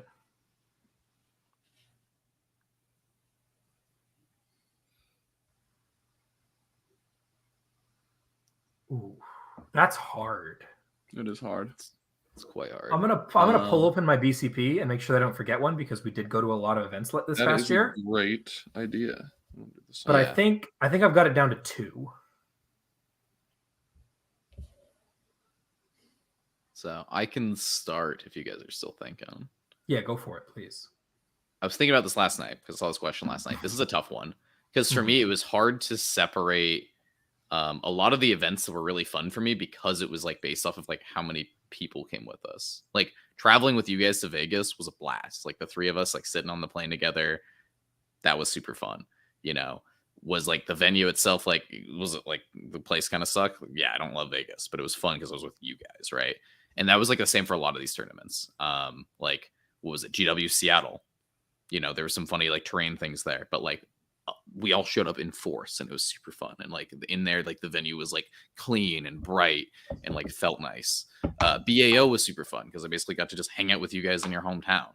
I think my favorite event of the year was probably Slaanesh because to me that was like the local tournament. It like really showed how big our community was coming back. I remember our community was like starting to get real big in 2019 and then COVID like shut things down hard. So it was super sad to like see things slowly coming back. But now it's like, all right, we got like 115 people to sign up. We fired off with 93.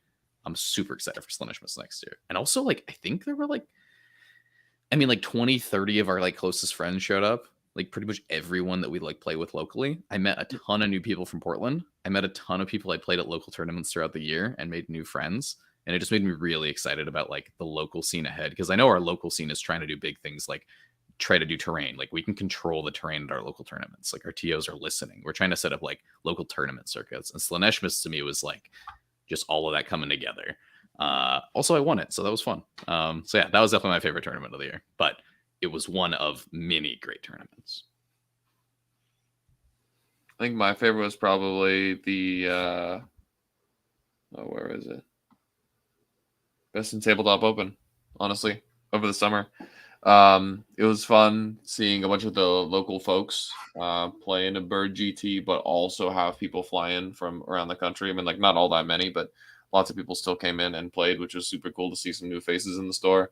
Ian got to come up, which was super fun. Yeah, any opportunity I can take to play 40K with Ian is a win in my book because I think he's a really cool dude.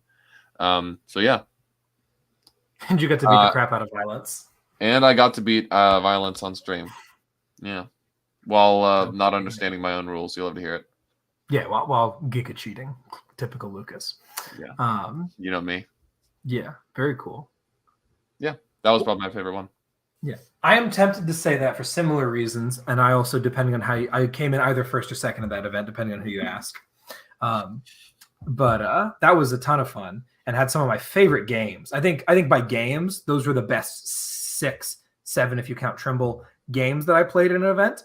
But I think that I have to decide. I'll give my runner-up to GW Seattle or Tacoma. I think GW puts on a fantastic event. I think that we can argue about the merits of a lot of their systems. And other than the like mild terrain snafu, like, man, that event just felt so clean to play through. There was so much space. I felt really taken care of. The venue was lovely. The San Diego venue was even more lovely. That was my favorite venue that I played at this year, probably. But I'm not giving this imaginary trophy to either of them. I'm giving this trophy to Atomic City Warzone because that was the best event that I played at this year. It was not big. I did not win. I did not even go 5-0. Thank you very much, Lucas. But man, what a venue. Bar on site, dinner on site for dirt cheap, and it was delicious. Lunch on site. The major cash prizes. The new TO walks through, is taking people's drink orders, is adjusting terrain. Sufficient space, not a ton of space, but sufficient space. A lot of homies out there in a really cheap part of town. That was a fantastic tournament. And I have to give Justin as many props as I possibly can because that event fucked. It was great. Awesome. That tournament was lit. I look forward to the next time they have a GT over there because it's absolutely worth going out for. Me too. So that's my big ups for my favorite event of this past season. That was fantastic. Speaking of fantastic events in the Pacific Northwest, we should let y'all know now about an event that is very near and dear to our hearts. It's in 5 weeks?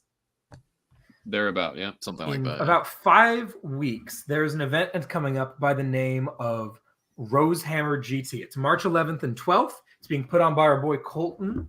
And man, oh man, this event's going to be hype. He is doing new terrain from the ground up. We're talking about how we want to make a perfect player optimized terrain setup. We're talking to him about how to make that happen. This is the best. This is the most brilliant thing I've ever heard of this venue. It is being held in the Lloyd Center Mall, which is a dead and dying mall, if you know Portland at all, with a ton of space. He has more space in this mall than Bird did for Slaneshmus. And he is paying functionally nothing for it. Hype. The event is $50 for a GT. There is infinite free parking because it's a mall. There is infinite cheap food all around because it's a mall. There are currently 94 people have bought tickets. Holy cow. 94. That's so sick. There are 6 tickets remaining of the 100 that we have convinced him to push out. Yep. And you better buy them fast. If you're listening to this on the podcast feed, it's probably already sold out. Because we are 5 weeks away and we have 94 tickets sold for this event. He is currently currently set at 5 rounds. He's currently working on pushing it to 6. This is going to be the most hype event. It is in the city of Portland. We will be sleeping in our own beds, which is incredible. It's going to be a ball and a biscuit. I feel like next year, this is a great question, and we should absolutely be answering this every year to shout out events that did really well. This is going to be a huge runner for that immediately. Colton's a great dude. He's a great TO. And I think this event is going to be really fucking cool. Yeah. So if you're all interested in a GT in the next month or two, sign up for Rosehammer. I think it's March 11th and 12th. 15th? Like 11th and 12th, like I said. So yeah, definitely get on that if you're interested in coming and hanging out with us. Yeah, that'll be a good time. Nick James over here asked if we're going to be at the Pecking Order GT in 2 weeks. We're actually going to be doing a practice weekend into that weekend, so we will not be at that GT. But I believe Colin is planning on going, and possibly some of the other Washington guys. Yeah. So hopefully you'll get to see them and say hi. That should be a lot of fun. Bummer that we couldn't make that one. We've got other plans. Yeah. So yeah, if you're in the Fortunately, Northwest, you're planned looking for an event in 2 weeks, definitely go to the Pecking Order GT. Chase puts on great events. We really enjoyed them.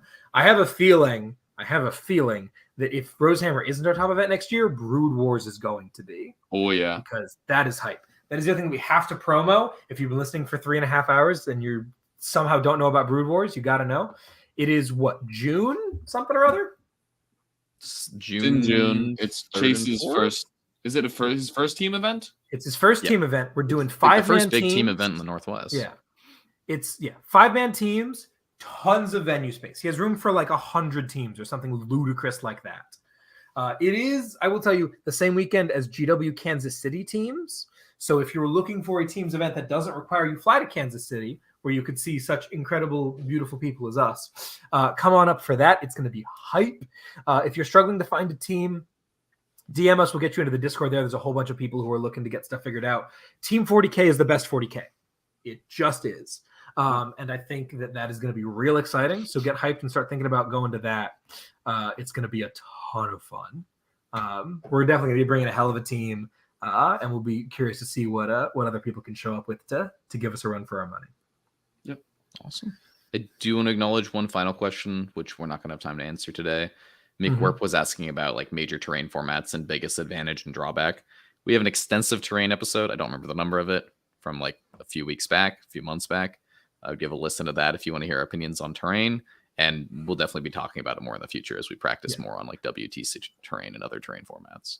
If memory serves, everything we said in that video should hold up really well, because it's all true. Other than that, I don't think the first floor blocking had been released for FLG just yet. Nope. So that was real cool. Let's give it a check. We'll probably talk about terrain more if the people are still curious about it in another couple weeks. But at that point, we'll plug the things real quick. Check us out on Patreon. Check us out on YouTube, especially if you're on YouTube. Please subscribe. It's one of the best ways you can show us support without direct finances. If you want to keep the conversation going, head over to our Patreon. Check that out. We do offer YouTube membership as well, which gets you access to some amount of additional content. I'm not really in the loop on how much. We got bit reps coming out soon. Lucas and I filmed this hilarious game of Forces of the Highbind versus Chaos Knights. That'll be out soon. Some of our games of LVO prep got a little bit delayed, but hopefully those will be coming out soon as well. They'll still be really interesting games to watch. Yep. And yeah. Anything else you guys want to plug? Some Sagittars on the other side of this computer. Working on those. We'll have some new Votan list bit reps soon. Next week, the plan is to talk about a little bit of state of the faction, talk about Omens, what we're doing next, what we're building, what we're trying out with. We may separate that out into a couple of episodes depending on how the calendar works out, but it's going to be a good time. Thank you so much for joining us and for listening to all 3.5 hours of this nonsense. I'm so glad that we kept things tight because this would have been a 6-hour show if we hadn't. So with all being said and done, thank you so much for listening. I've been Tyler. I've been Nick. I'm still Lucas. And we'll see you next time to get the second year of BIFPOD TNG on the road. Take care, everyone. Season 2, baby. Thanks, everyone.